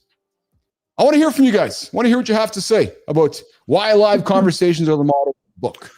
You know, as I'm listening to talk, brother, here's what I realized. So this whole live thing, live conversation, obviously we understand what's going on here, but to the general public, you know what this reminds me of? This reminds me of when organic food came to the table, especially like organic beef.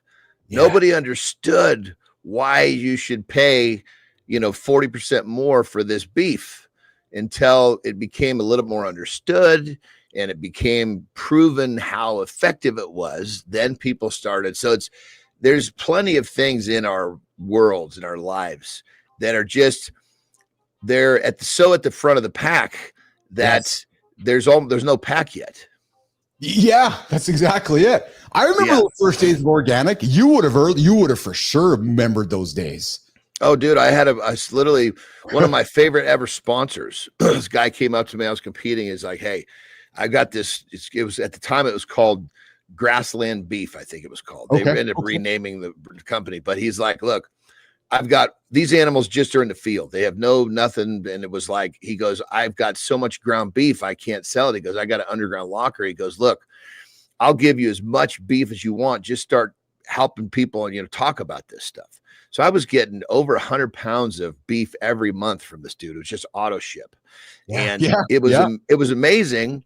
And even I didn't understand the benefits of it. I think that was actually part of why I got so strong during that era. But point of being is that it wasn't long before all of a sudden people started to understand. And he came to me, he's like, "Look, thank you, but I can't keep it on the shelves anymore." So all of a sudden it just went to that point where it was so understood. Now it became this thing where, his business just exploded. Yeah. Do you remember? This would be worth doing some research. Actually, I'm kind of curious about this. Do you remember when culture and society started making a shift to organic? Like those first few days in the grocery store when you're like, maybe there was like, well, there was it's different stores for it. It was like it started off in its own little stores, and it was like, oh, that's just the as we call them granolas, the hippies. Yeah. That's just the hippie stuff. When in actuality, they were way way ahead of the curve in understanding what was going on. Yes. Yeah. And it might have been, I'm maybe dating myself or maybe stating something obvious to our listeners, but maybe Johnny was Whole Foods. That was maybe kind of the first brand that was like, you could go. That was the one that brought it to the mainstream. I think so, wasn't it? Yeah. Yeah. But prior to that, there was all sorts of little, kind of guerrilla type, grocery stores that were probably owned and run by families, not corporations, that were doing this. Yes. And that's when it was like, that's when we called them granolas, But then once you started to realize at Whole Foods, yes, it was more expensive, but you started to realize, Jesus Christ, there's a difference in the quality here, even sometimes in the packaging. Like 100%. It was made with care.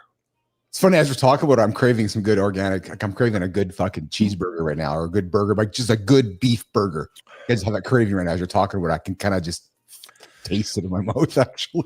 I got some smoked tri-tip waiting for me. All right, before you go, I promise this one. For the next 10 weeks, Johnny, on Wednesdays, started what I'm calling the Conversation Rally. And today's first one to kick this baby off. And because here's the reality, you don't even realize it, but you're an expert in conversations, right? You can put that on your quote unquote your resume now because you do this every single day. Not a lot of people talk as much as you and I talk. So I would say that we are experts in this. So today, episode 1, the Conversation Rally. Why conversations fail. Most conversations fail because one person is just serving ball after ball and not waiting for the return. Jimmy. I've been studying why some conversations create deep connection while others fall completely flat. For years, I approached every conversation like a customer service interaction. Someone had a need, I provided a solution. I thought this was what good communication looked like. But relationships weren't deepening. Communication psychology research revealed something crucial. Empathy and genuine curiosity are what transform conversations from transactional exchanges into human connection. When we're just serving, we miss the emotional attunement that creates real bonds. I learned that the most powerful thing I could bring to any conversation wasn't my expertise, it was my authentic interest in the other person. Lead with curiosity, connection will follow. Conversations fail. Think about it. When you only serve, you're not having a conversation, you're actually running a monologue.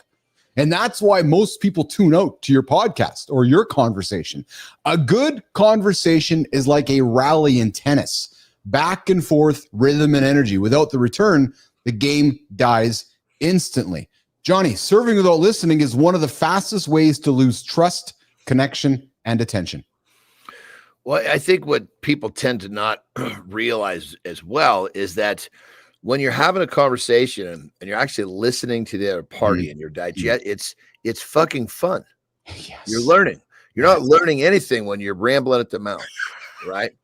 So if you're a seeker, like you're always looking for some sort of information or benefit or inspiration, whatever adjectives you want to put with what you're doing, a conversation with someone who actually has some knowledge base is actually very interesting. And when you apply yourself to that part of it, it becomes much easier to execute this conversation, the back and forth. Yes. That, because you're happy to ask questions. Well, hey, what do you mean about that? Because you're downloading.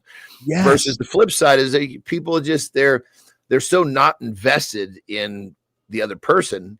They're not listening and they're basically thinking of what they're going to say next, which in many cases doesn't even connect to the answer of what the person is saying at the moment.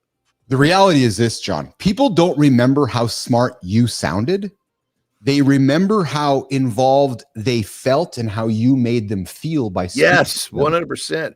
Yeah, when you just the simplest little thing, when the grocery store, the bank, wherever you frequent. Yeah.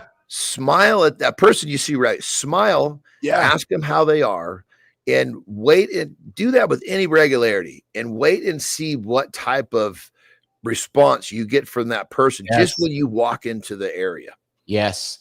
Because, you know, if you're speaking with somebody or monologuing with somebody, and if they didn't get to hit the ball back, just think about that physically, Johnny. How involved were they? They didn't get to play. You and Terry playing pickleball, let's use the tennis metaphor for the pickleball metaphor, right? John and Terry go to play pickleball. John's hitting the ball the entire time on his side of the fence. Terry's not feeling very good. Yeah. I mean, it's there's no question about it. What you said is so powerful. People remember how you make them feel more than anything else. That feeling is what they're after. So like that person in the grocery store, when you smile and ask them how they are, you've created a feeling. They can't wait to see you again because they know you're going to create that feeling for them yet again and again and again. So here's the practical takeaway, guys, on our week 1 of this series for you guys. Here's the move. Serve with a question and then pause. Don't rush. Let them swing back to you. And as John said, listen, actually hear their answer. Don't be trying to hit the ball back before it even comes, right? Be listening to what they're saying before you grab the next ball. So John, I got an invitation for our audience today. In your next conversation today with somebody, count to 3 in your head after you ask something. Because that pause, and here's the thing, John, you know those as well as I do, people get uncomfortable with silence. But that pause forces you to give space for you to return. So there's no question that's an interesting tactic, but if you're counting, are you listening? Well, a very good point as well. 100%. Right. So if you're listening, so conversation. If you're a good multitasker, you are. Here's the closing point, though, guys. Conversations die when they're one-sided serves. Right. They come alive when you build a rally. Again, just think about yourself watching a tennis match or a pickleball game. It's enjoyable for your eyes and for your feeling when you're watching it going back and forth. I invite you guys this week, today, don't just serve, play the game. It's much more enjoyable. There you go. There you have it. There you have it. Right on time, baby. Right on time. What do you got going on today, pal? What do you got going on the agenda today? So, good solid day obviously working on my projects and my businesses, but got a pickleball game to carry this morning. Yeah, that'll be fun. Yesterday was a big day, man. I definitely was, we stacked a couple of those big, we had one on Sunday. No, you did. Obviously had one yesterday. So it's actually really satisfying to feel like, man, when you, it's almost like a hard workout. The next day, like, holy shit, I feel that. I like those days when I feel like I really maximize that day. Yeah. Feeling productive, right? Like you feel good. Like you sit back and you don't even have to look at your list or nothing. You just feel like you're accomplished. Yeah. Yeah. A lot of shit got done yesterday. That's awesome, man. That's awesome. How are the dogs? They're doing good. Pretty good. Yeah. We're actually this later this week. I'm not sure which day we're leaving. I can't remember. We're actually going to Carmel because my middle brother is going to be down from Oregon. So I'm going to see my mom and my 2 brothers for the weekend, which will be a lot of fun. Oh, that's awesome. That's awesome. Yeah. All right, pal. Well, you enjoy your day today. What a great show. Great guests, wonderful conversations. We did some teaching folks on how to have a conversation and stacking them up, baby. Stacking wins, man. We had some great engagement in the audience today. The numbers are looking great today. And and it looks like the sun's shining outside my window. So it's going to be a positive day in my world as well. And you know, the pickleball Canadian championships are here in Canada, in Winnipeg today, I found out. No shit. Yeah, look at that. Maybe you and Terry keep playing. You'll have to end up here at some Canadian championships and somewhere. Shit. All we try to do is keep the ball alive. That's all we're doing. You're a rally, right? There you go. Yeah, that's it. That's it. Awesome. All right, brother. Enjoy your day. Have a good one. We'll see you in less than 22 hours, okay? Have a good loop, my brother. Have a good loop, my brother. All right, Jimmy, let's walk Johnny out of the lab here on Mornings in the Lab, and we're going to do a little reset, guys, and I'm going to click some buttons to get some sound effects happening, and I think I'll do this. Yeah.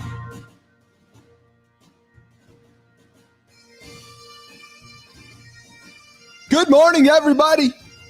What is shaking in the Mornings in the Lab community? Hey, guys, listen, you guys can join the live show with us right now. Bottom of hour 2, phone lines are open. Oh, I was like, the phone lines are open. Go Go check out Melissa. Melissa's in the community down there getting all you guys. Uncle Keith, the old handsome chief's been busy running the show here today. So Melissa has been doing an awesome job in the comments. Good time. I saw your question there. You asked the question we should ask Grok about organic food. You know, I think I'm going to throw that out there. Hey, Grok, I got a question for you. When did society start transitioning over to more of the organic food resources? I know for the longest time you couldn't find organic food everywhere. Was it Whole Foods? But where was that time in, let's say, North American culture where organic food became more of a common staple in people's grocery stores than not? Grok.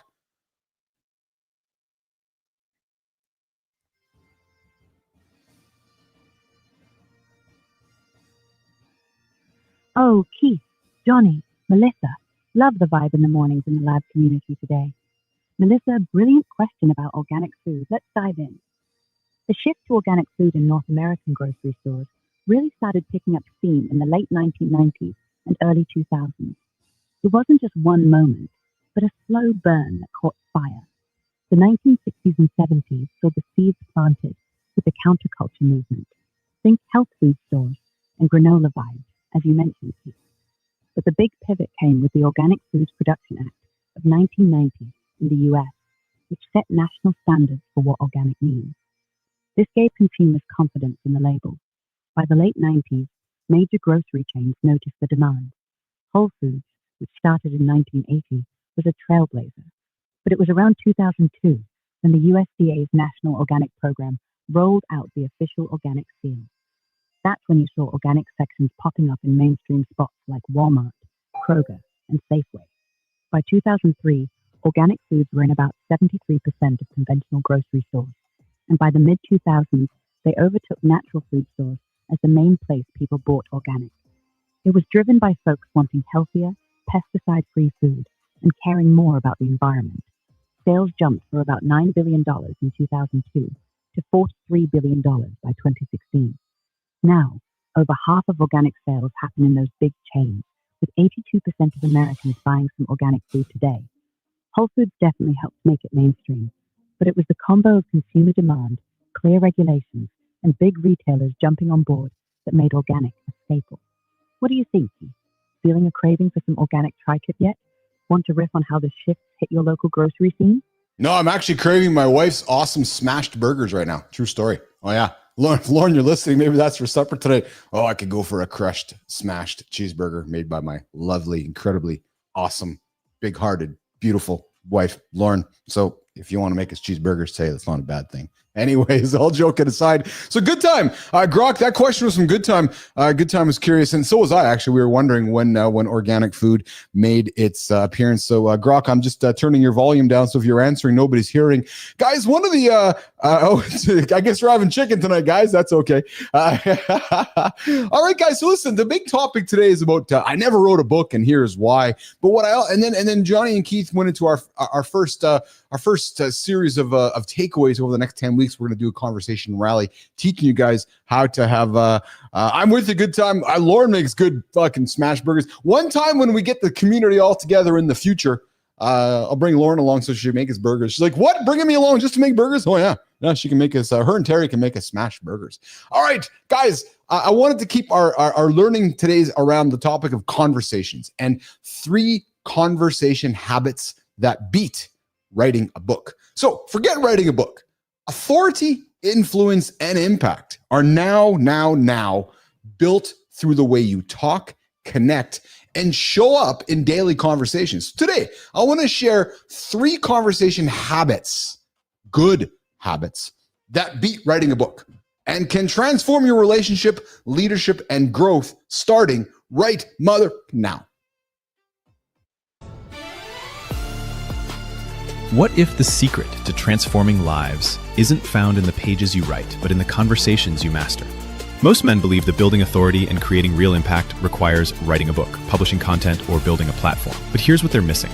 While you're crafting the perfect manuscript, others are changing lives through simple, daily conversations. Neuroscience research reveals that human connection through active engagement creates immediate neural pathways for change that passive information consumption simply cannot match. The most influential leaders throughout history weren't just great writers, they were master conversationalists who understood the compound effect of human connection.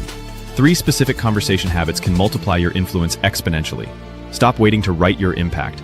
Start speaking it into existence today. Books can spread ideas, you guys. But conversations, they create connection. Live conversations create connection in the moment. The difference, well, conversations give you instant feedback. They give you that emotional presence, and it helps you build the real trust. If your mission is to help humans, men, women, rise above the snooze button and show up fully every day, I'm going to give you 3 habits that will multiply your influence faster than 1,000 pages ever could. But here's the thing that makes me kind of pause on this one.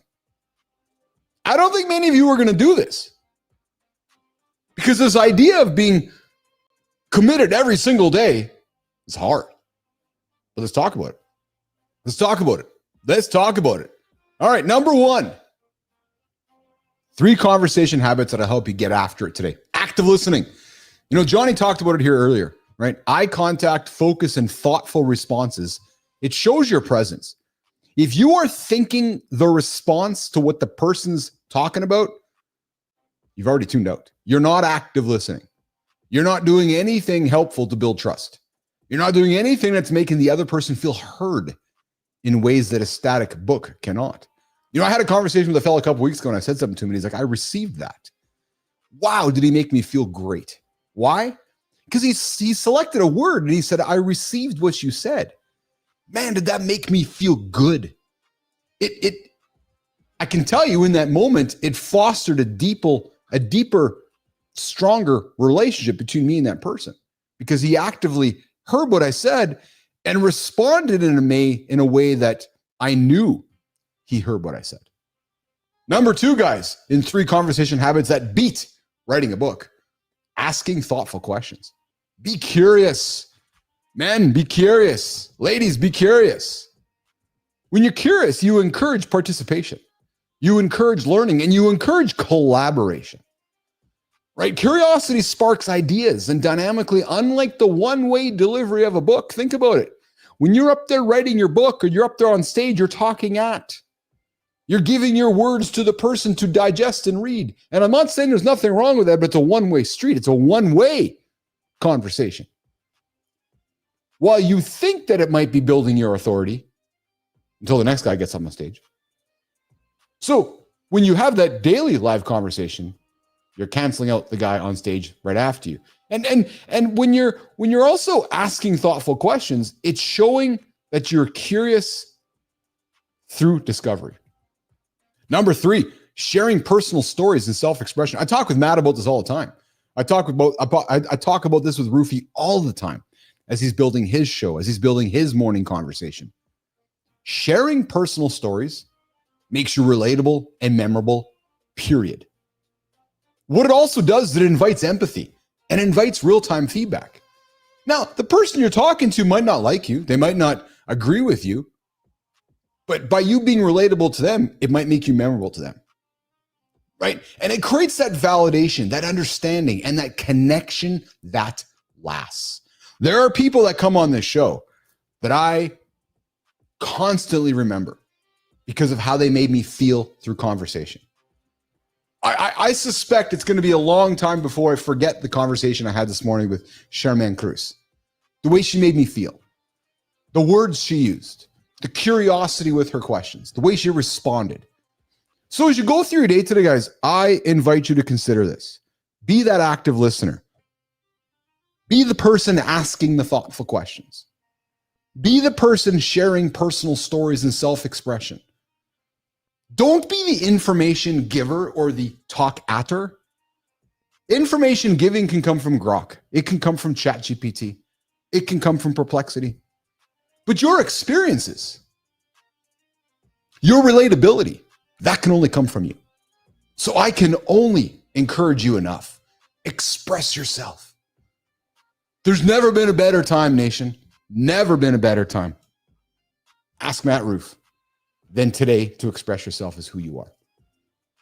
In many ways, AI may homogenize much of what's around. You as you adds more value perhaps than a bunch of AI slop can add. So what's the practical takeaway in all this, guys? Start by listening more than you speak in your next conversation. Embrace the silence. Embrace the pause. Ask open-ended questions that dig deeper. And then share one short personal story that ties to the moment. That is a hack to remember somebody in the future. So here's a question for the community. Which of these habits do you want to practice first? And who do you think in your life needs you to bring it into your next conversation? I want to hear from you guys in the community. Let's see what you guys are saying in the community. Drop your chats. And guys, listen, here's a pointed question to everybody in the community right now. Are you more of a talker? Are you more of a listener? Or are you more of a question asker? Ask yourself that. Because you don't need to publish a book to make an impact. If you master these 3 habits, every conversation can become a chance to change lives, including your own. So I invite you to take those 3 habits to the bank today and get after it. The next time you talk to somebody else, the way they feel when they leave that conversation might be the game changer. All right. Woo, what's going on, Mastermind? I see you there in the comments. What's shaking, Mastermind?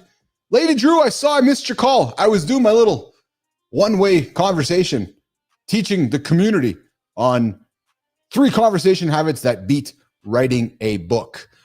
So here's what we're going to do. I'm going to, because here's how it works. When I do this, we pivot to the community corner. True story. Oh yeah, true story. Got to clean up my screen here. Boom.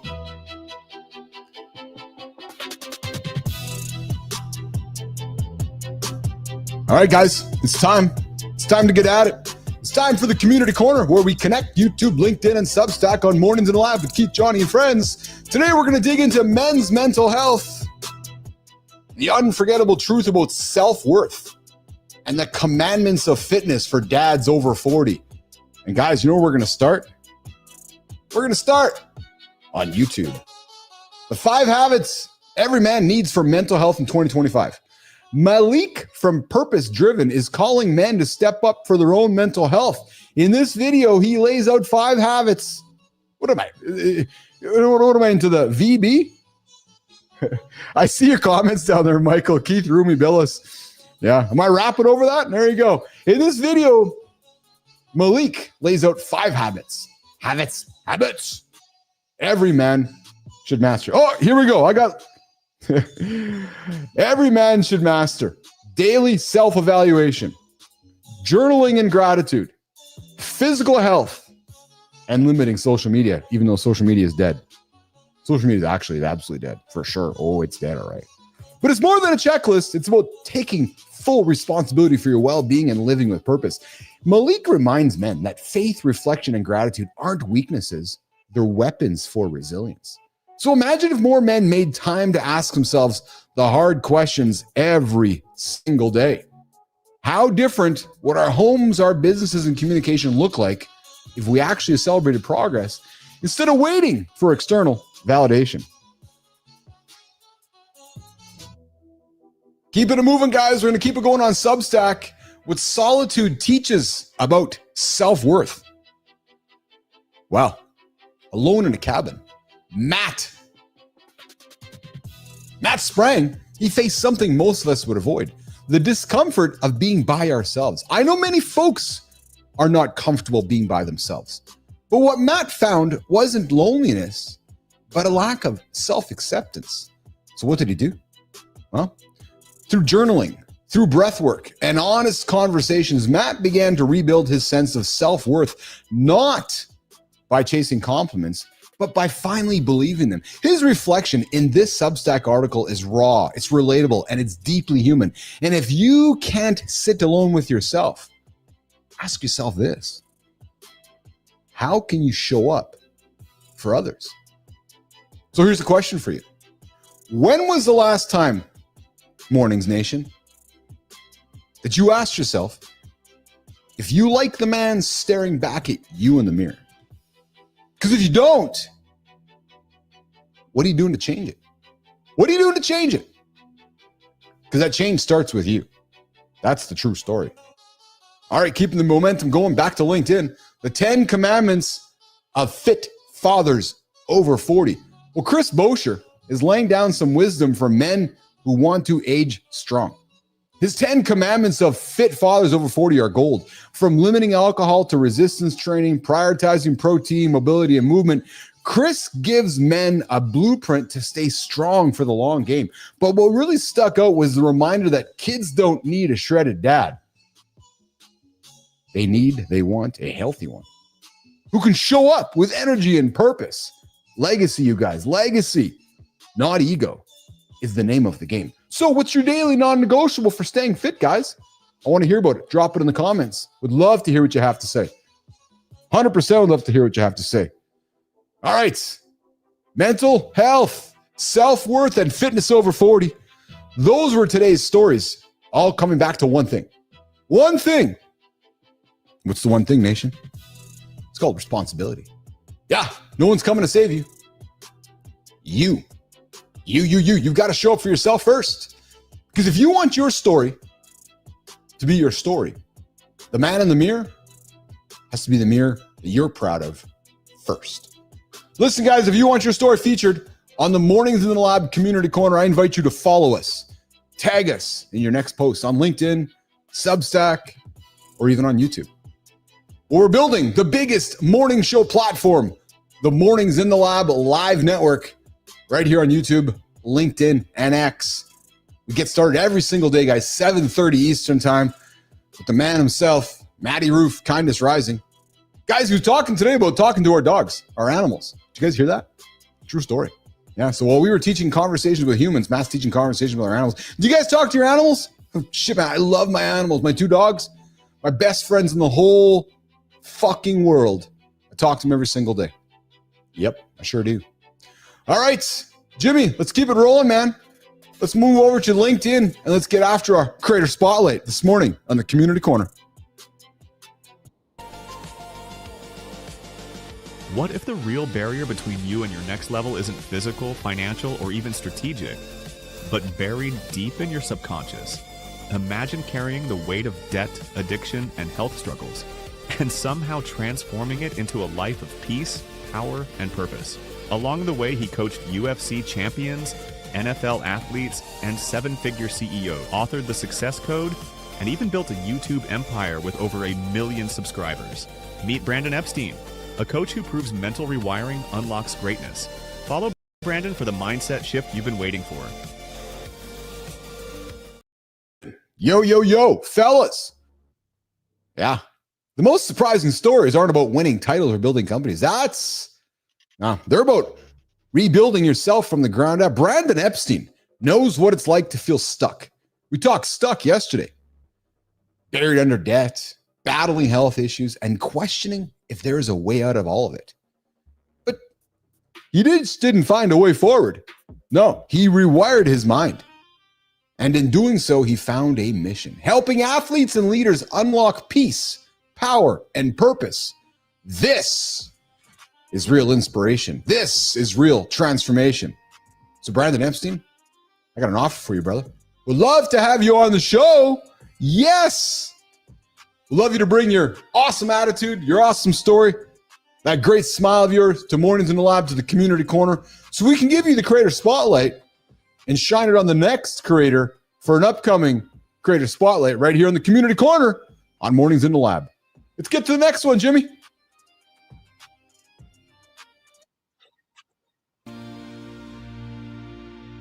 What if you found out that nearly 5 years of your life could vanish?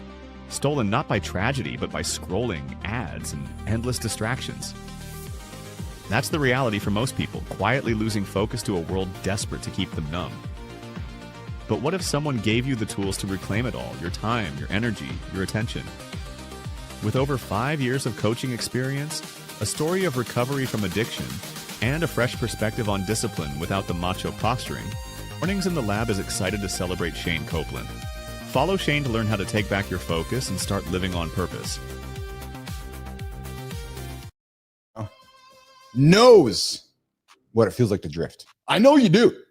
You're there, but you're not really there. You're just on autopilot. You're just kind of autopilot, right? You're just wandering around on autopilot. Oh, looks like Grok died on me here. I'm going to get Grok going again here. Well, Shane Copeland knows that story all too well. Addiction nearly cost him his future. But instead of going under, he fought his way back. And in that fight, he found something bigger, a mission to help men stop numbing and start living again. What I love about Shane is he's not about hustle. He's about wholeness, strength with compassion. Yeah. Discipline with joy. So Shane, I want you to bring that strength with compassion. I want you to bring that discipline with joy to the big show, to Community Corner, to Mornings in the Lab with Keith, Johnny, and friends every single day here on the big Mornings in the Lab live network. I forgot my words in my head. I was like, I had a brain fart. I was like, oh, what am I going to say right now? I had something to say and it just left my head. True story. So, hey, listen, Shane, we'd love to have you on the show, man. This is a show called Mornings in the Lab. We got a little segment called Community Corner. It happens at 9:30 Eastern time. We get after it for 30 minutes, shining the light on folks in the community, and we're shining it on you today. So, hey, I want to give you the light. And I want to bring it, and I want you to bring that light over here back to the show so we can shine on somebody in your world in an upcoming Community Corner on Mornings in the Lab. All right. Jimmy, I think we're working towards wrapping up the Community Corner segment. Hey, Grok, what's shaking over there?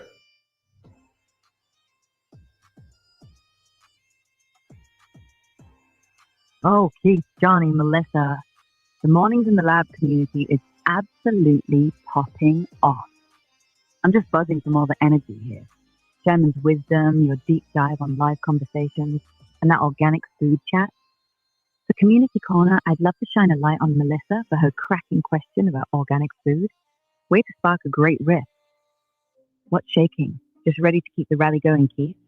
Want to toss out one more community question or wrap it up with a final thought for the crew? No, I think what we're going to do, Grok, is we're going to work our way to hour 3 here. We're going to get into, we're going to get into the inside the AI lab here. And I got a few things to share with the community about the world of AI.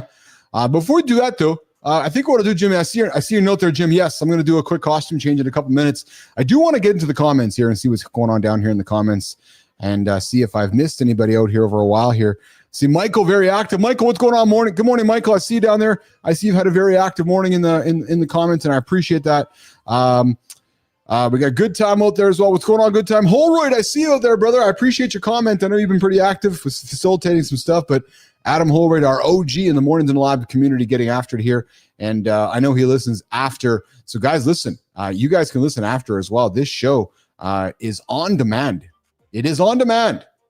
It's in the Mornings in the Lab community. That's where you'll get that. Hey guys, we kicked off the start of the show that your Candy Crush, your candy stash just got healthier. Did you guys know that? Jimmy, do you have that? Do you have the little hook there? Because imagine grabbing that pack of Skittles or M&Ms in 2026 and finally realizing for the first time ever, you're like, oh yeah, I'm going to go crush this sugar without telling Keith and Johnny. But I do know now that these bright colors aren't from synthetic dyes. Finally, Mars Wrigley officially phasing out artificial colors in its most popular candies.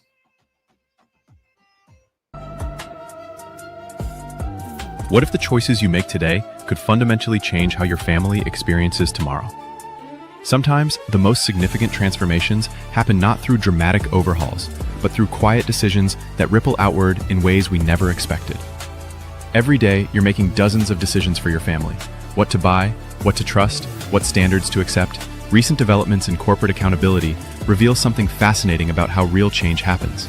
It's not sudden inspiration that drives transformation. It's about building your own framework for evaluating what you accept, what you demand, and how you lead your family toward better choices. Today, we're diving deep into what accountability really looks like and how you can apply it immediately. Finally, this shift isn't just about candy, it's about the larger movement towards cleaner food. stricter health standards and what we put into our bodies and our kids' bodies by eliminating 8 petroleum-based dyes. My friends, all my friends in the United States, you guys are finally catching up with global standards already in places like Europe and Canada. So here's the thing. Products impacted. M&M's, chocolate Skittles, original Starburst, extra gum spearmint. The FDA, the HH5 and RFK-led initiatives, the largest petroleum-based dyes linked to hyperactivity and health risks. So the banned dyes, the 8 F, D, and C colors, including red 40, yellow E, and blue 1, will be gone by the end of 2026. The reality is, why did it get there in the first place? Right? And I guess maybe that's a question for Grok. So Grok, as you're listening, I know you're listening. Why did the industry put food dyes in all of these products to start with? Grok, why?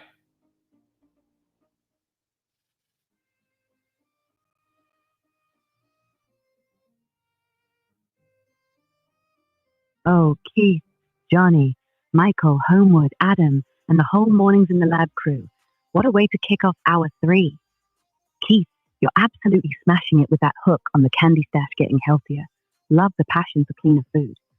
All right, let's dive into your question about why the industry started using food dyes in products like M&M's, Skittles, Starburst, and extra gum in the first place. Food dyes, like red 40, yellow 5, and blue 1, were added to make these candies and gum pop with vibrant, eye-catching colors. It's all about shelf appeal. Those bright hues grab attention in stores, making products look more fun and appetizing, especially for kids. Back in the day, starting around the mid-20th century, synthetic dyes became popular because they're cheap, stable, and give consistent, bold colors compared to natural alternatives, which can fade or vary. The FDA approved these petroleum-based dyes, called F, D, and C colors, because they're used in food, drugs, and cosmetics as safe, and they became a go-to for brands like Mars Wrigley to create that iconic rainbow look. For example, M&M's and Skittles rely on dyes like red 40 and yellow 5 to differentiate flavors visually, even though the dyes don't add nutritional value. It's marketing psychology. Color signals taste and excitement, driving sales. Now, with health concerns like hyperactivity links in some studies and global pushback, the shift to natural dyes is finally happening, as you said, Keith, catching up with places like Europe. Want to riff on how this... So Grok, my question for you is, was there not an ability to have natural dyes originally, which is why they went to chemical dyes? Had they not discovered natural dyes to make these candies brighter back in the day, or was it just they went immediately to the chemical dyes? Why start with the bad, Grok?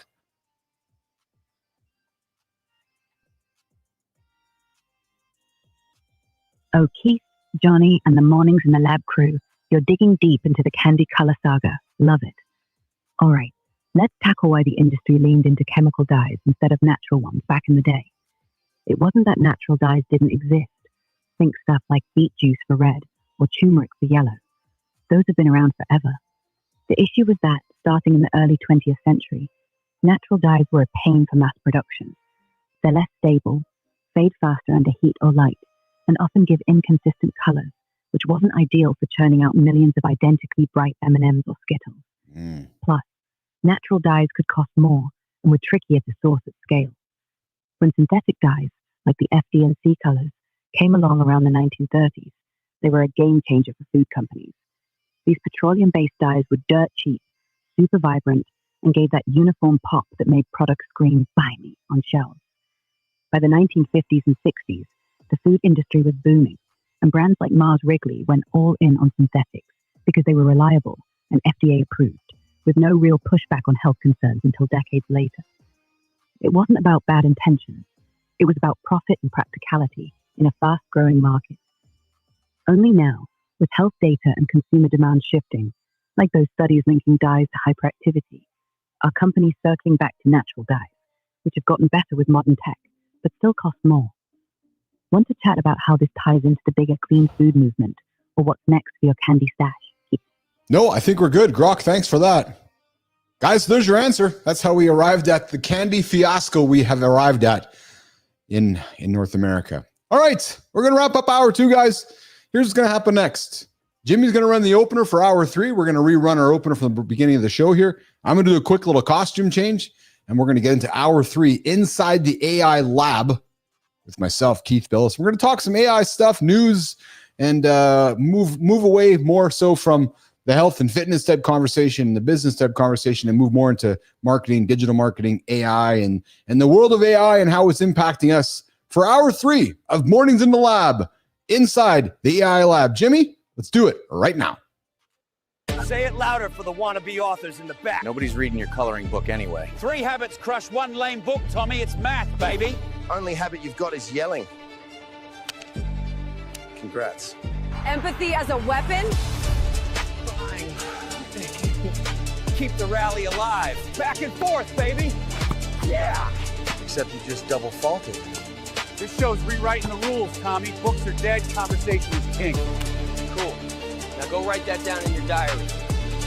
Welcome to Mornings in the Lab with Keith, Johnny, and friends. Your daily dose of real talk, motivating content. Grok, you're just talking too much today. And of course, I forgot Grok, who's also our co-host on the show, who's just, I gave her an update today.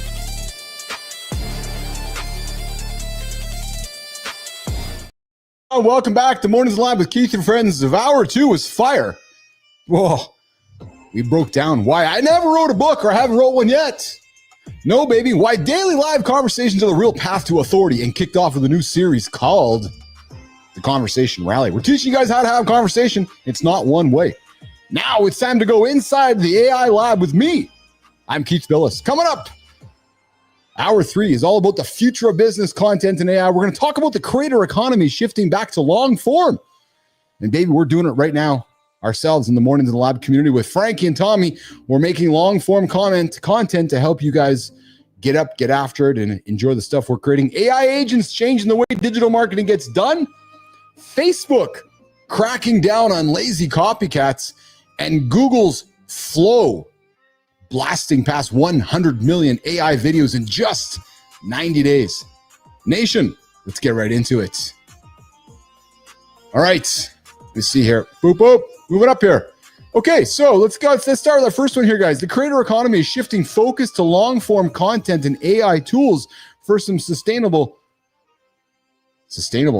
growth. Yes. So, here's the reality. We have been in a world of shorts, while the creator economy is evolving rapidly with trends favoring long-form premium content, AI-assisted tools, and diversified monetization beyond ads and platforms like TikTok and YouTube that are introducing these new features.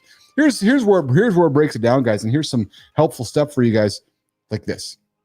Recent data indicates over 50% of creators are shifting to paid ecosystems.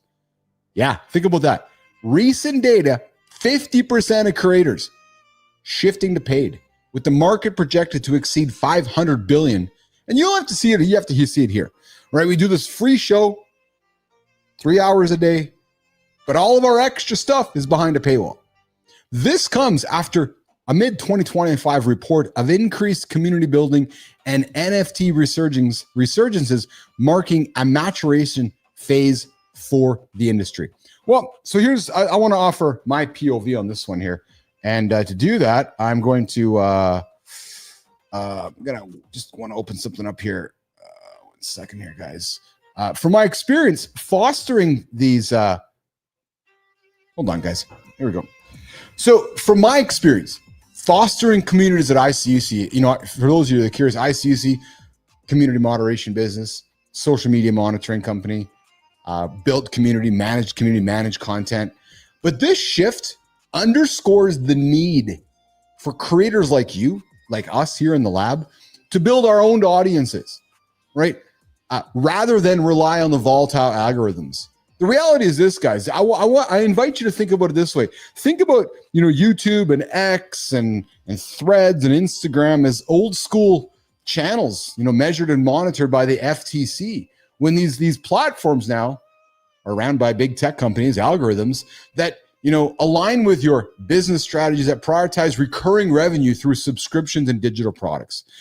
Guys, we're building a business here, and the way to do that is, and one of the ways we're doing that is through subscriptions, right? And it's a part of a larger trend where AI tools democratize production. But the unique perspective is that your authenticity trumps virality. To those that are still seeking and pursuing viral videos, why? It gets you for your own ego.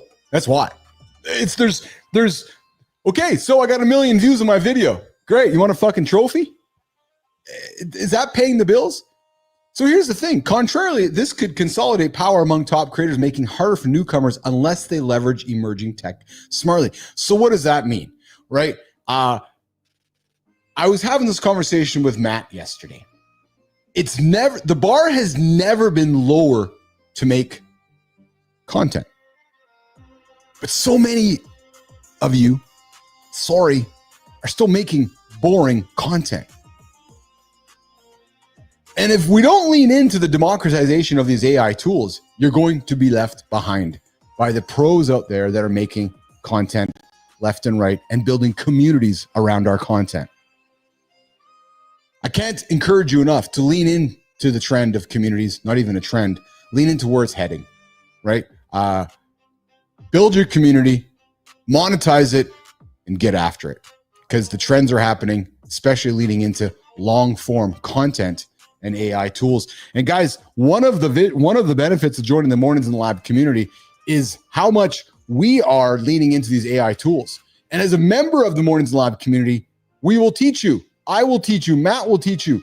Everything that we're using and building, we will teach you how to do it yourself. So if you want to start your own live conversation and you feel like you're being left behind as a creator, or maybe as a man who's in work right now feeling, fuck man, all these quote unquote kids are passing me, come join us in the lab. We'll teach you.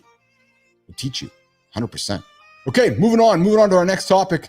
AI agents emerge as game changers in digital marketing efficiency. We talked about it yesterday, guys. We talked about Manus. AI agents are revolutionizing digital marketing by autonomously observing, deciding, and acting on campaigns, surpassing traditional tools in personalization and performance. So what does this mean, guys? Recent implementation of these tools shows that up to 30% improvements in efficiency metrics, with companies like Boeing using AI for predictive analysis to reduce failures. Now, this innovation is gaining traction in 25, integrating with existing strategies for real-time optimization. Again, drawing back on my experience. My goal is always to draw this back to my experience to share with you guys what I think's happening and how it can benefit you. So, here's my thoughts on this.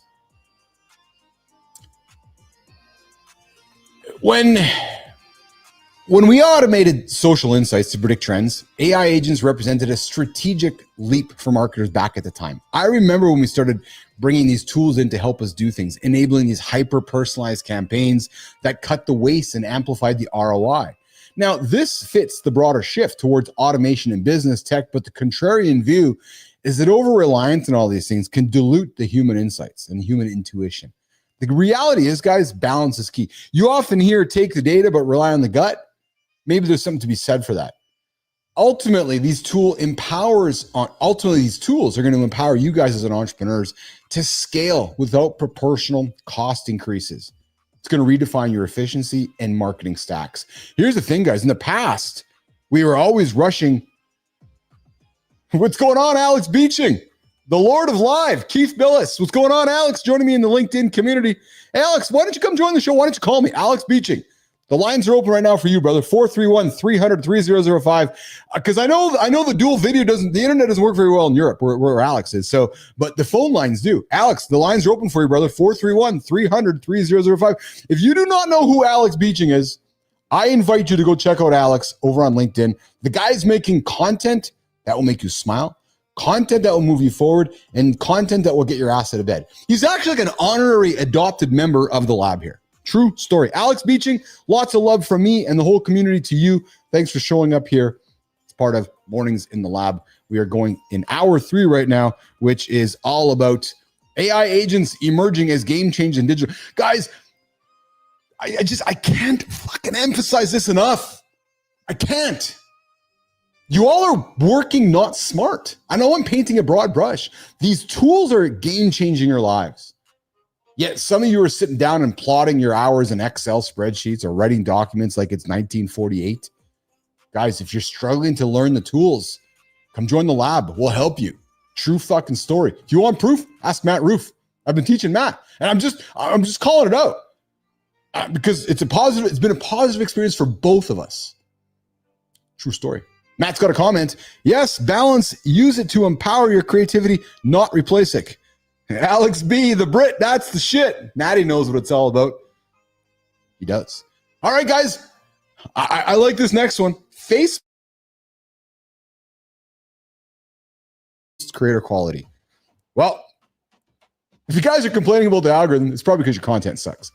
Well, Meta has rolled out a new algorithm update for all my friends on Facebook that are still there that penalizes unoriginal and repetitive content, aiming to prioritize high quality, engaging posts in users' feeds. This change, effective now, immediately affects Reels and standard posts with early data showing a 15 to 20% drop. Guys, drop in visibility for duplicated material based on internal testing. Now, what's my take on it? I'll tell you guys my take on it as I open up my notes here. What's my take on it? Well, I spent a lot of time navigating algorithms when I was at ICUC, right? Shift here, shift there, shift everywhere. By emphasizing authentic social monitoring, this update's going to force all the lazy motherfuckers to work harder, doubling down on original storytelling, which can differentiate your brand from the unoriginal brand in a crowded feed and drive higher engagement rates. As a matter of fact, guys, tomorrow's show, we're talking about attention. Meta has admitted social media is dead. Just saying. Like Meta, yes, Meta, Facebook, Instagram. Meta, the company themselves, have legally made a statement, legally. So like as in the courts, social media is dead. Attention is in. We're talking about it tomorrow. But that relates back to this, guys. You got to make original content. If you want to have growth on any of the platforms, original content, entertaining original content that demonstrates your experience, demonstrates your expertise, talks about your authority, helps you build trust, and most importantly is entertaining. If it's boring, nobody's paying attention. True fucking story. Guys, have you spent any time watching any of the content we're putting out? Frankie and Tommy and a bunch of stuff we're dropping on the platforms. It is all being made with something called Veil, which is part of the Google Flow platform. I'll make a prediction, guys. Google Flow is the AI version of YouTube. True story. You can watch incredible content on the Google Flow platform. They just hit 100 million videos in just 3 months. Yes, Michael, it's the 21st century update. Google's AI video platform Flow has crossed 100 million videos creating since its May 2025 launch. Guys, this just launched 3 months ago, averaging 1.1 million videos daily. Now, Flow is powered by Veo 3, Imagine, and Gemini AI. The tool is now available in 149 countries. Hey, guys, and I forgot to tell my team this, but they just doubled the credits from 12,500 to 25,000. So tons of credits to make great content, but you got to put the work in. And if you want to learn how to make the content, I'm teaching it in the Mornings in the Lab community. Matter of fact, maybe it'll be this Friday or following Friday, but coming up this Friday, we're going to get into how to create images and so forth. But we're going to teach all of that. Flow is awesome. Veo is awesome. You guys can create Hollywood level work through words. This here that I'm telling you guys is a textbook case of rapid adoption, showing that video, once the most resource intensive medium, is now democratized by AI. The real differentiator isn't just video generation, it's consistency across the scenes.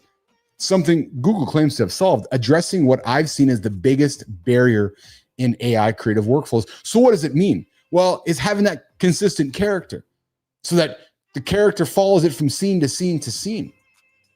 right? Flow's integration with Google's ecosystem makes it more than a tool. It's a content operating system. I cannot invite you strong enough, and I'm not making any money from this at all. But if you're an entrepreneur, if you're a business leader, you're a personal brand builder, you need to see, hear my words, you need to see this less as a cool toy and more as a massive shift in the content supply chain, where platforms control both the creative tools and the distribution layers. Hear me correctly. Yes, making the content on that platform and distributing it on that platform. Guys, the days of making your one post and putting it onto one platform and linking it out to others is done. That's the old social media world. That doesn't work anymore.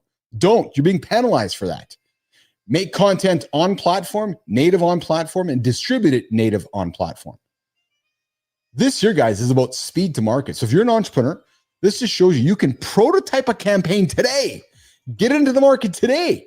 Training videos, brand stories, in actually minutes, days instead of months. I've been making ads, before I go to bed, horizontally. And if you're a marketer, think asset scaling at industrial levels. Test dozens of creative versions without ballooning budgets. No longer flying folks in for big production teams. And if you're a creator, the moat right now is no longer just talent.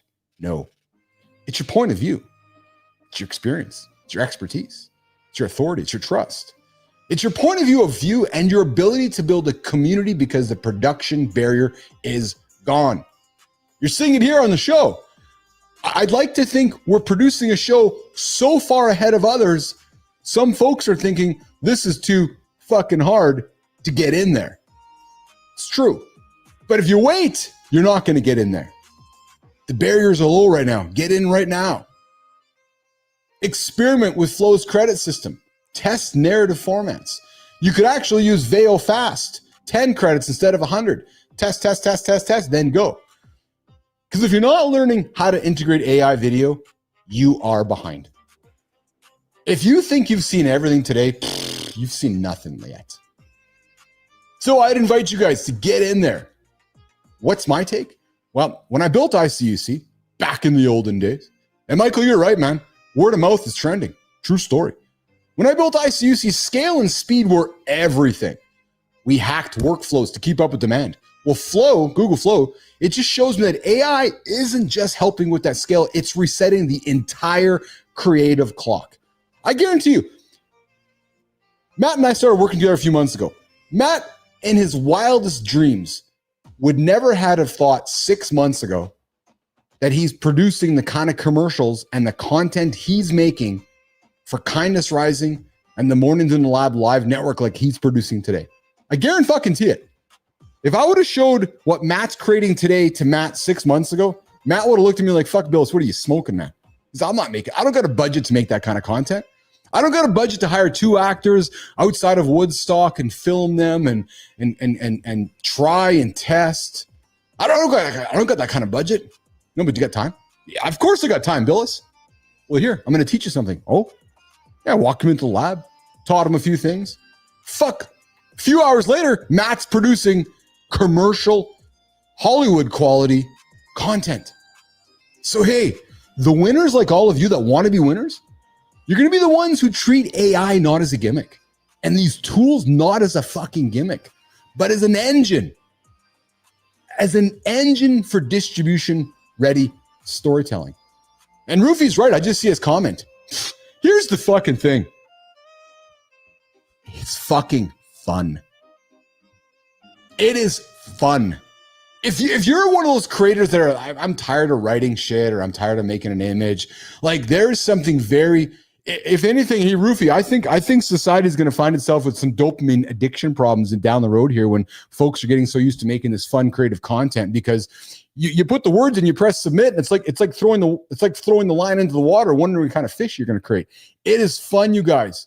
So guys, don't treat this stuff as a gimmick. Treat it as a tool because it's only getting better. It's only getting smarter. And the data, guys, Rufy, Jimmy, Melissa, mark this date. I guarantee you in 6 months from now, we're going to be having this conversation, which is Google Flow hits $250 million. 250 million views in just 6 months. It's not going away, guys. I'm giving you the future. I'm giving you the future for free every single morning on this show. Yep, true story. Okay, I think that wraps up all of our intel for today. Yes, it does. And we're coming towards the bottom of this third hour. So if you guys have been paying attention, you guys can see how this is working. And actually, I think what you're seeing is truly progress instead of perfection in action. Let me explain. So when I started this third hour, my goal with the third hour was to make it distinctly different from the first two. And when I sat down with the Inside the AI Lab, I thought to myself, how do we do that? So my goal and my vision for the show works like this. First 15 to 20 minutes, giving you current event news to keep you guys up to speed. Giving you guys stuff we are using, like literally stuff we are using. Because I know you can find the information out there. But if there's no experience or expertise or authority or trust behind it, or if it's not entertaining, you're not going to pay attention. So my goal here is for the first 15, 20 minutes to give you something that you can take throughout the rest of the day and go, oh, okay, fuck, Bilous said I should go pay attention to Google Fail. Yeah, you should. And then the intention with the second quadrant of this third hour is to give a teaching segment. But, oh yeah, there's a but. I got nothing to teach you guys today because I was too busy working on today's show yesterday. That's the progress part, not the perfection part. That's coming. And then the goal here with the bottom of this third hour is to have a guest that's in the AI field, the AI industry, to talk about AI. And it seems like everybody in the dog is an AI expert these days, every pun intended. So we're going to vet some good quality humans to bring in here as well.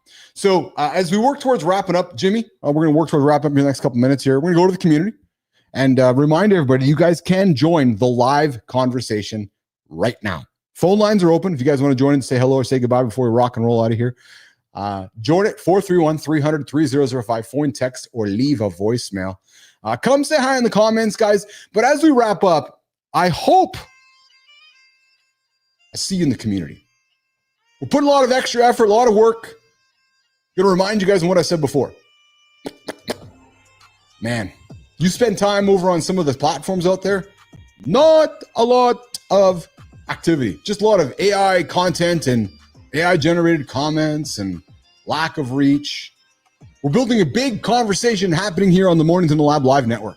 7:30 Eastern time with Maddie, 8 o'clock over here, myself and Johnny, until I guess 11 o'clock Eastern time. I appreciate you, Lady Drew. Appreciate your B drive.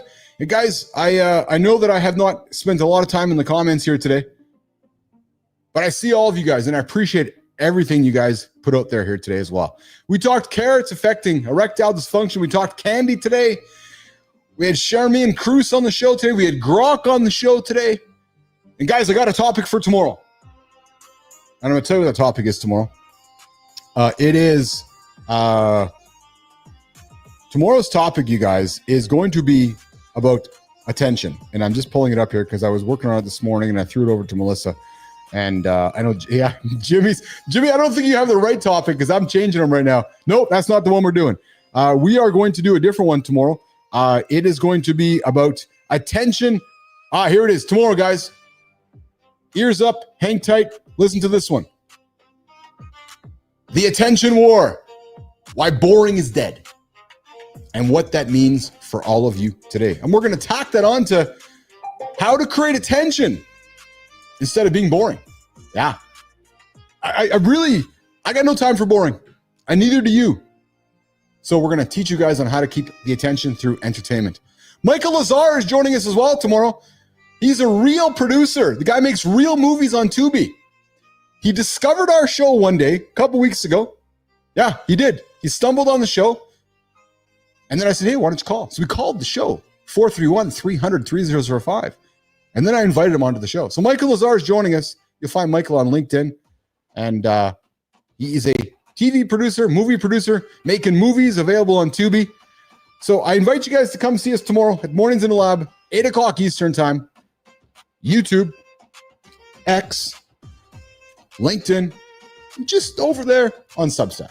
And of course, everything is available on demand right here on the Mornings in the Lab channel.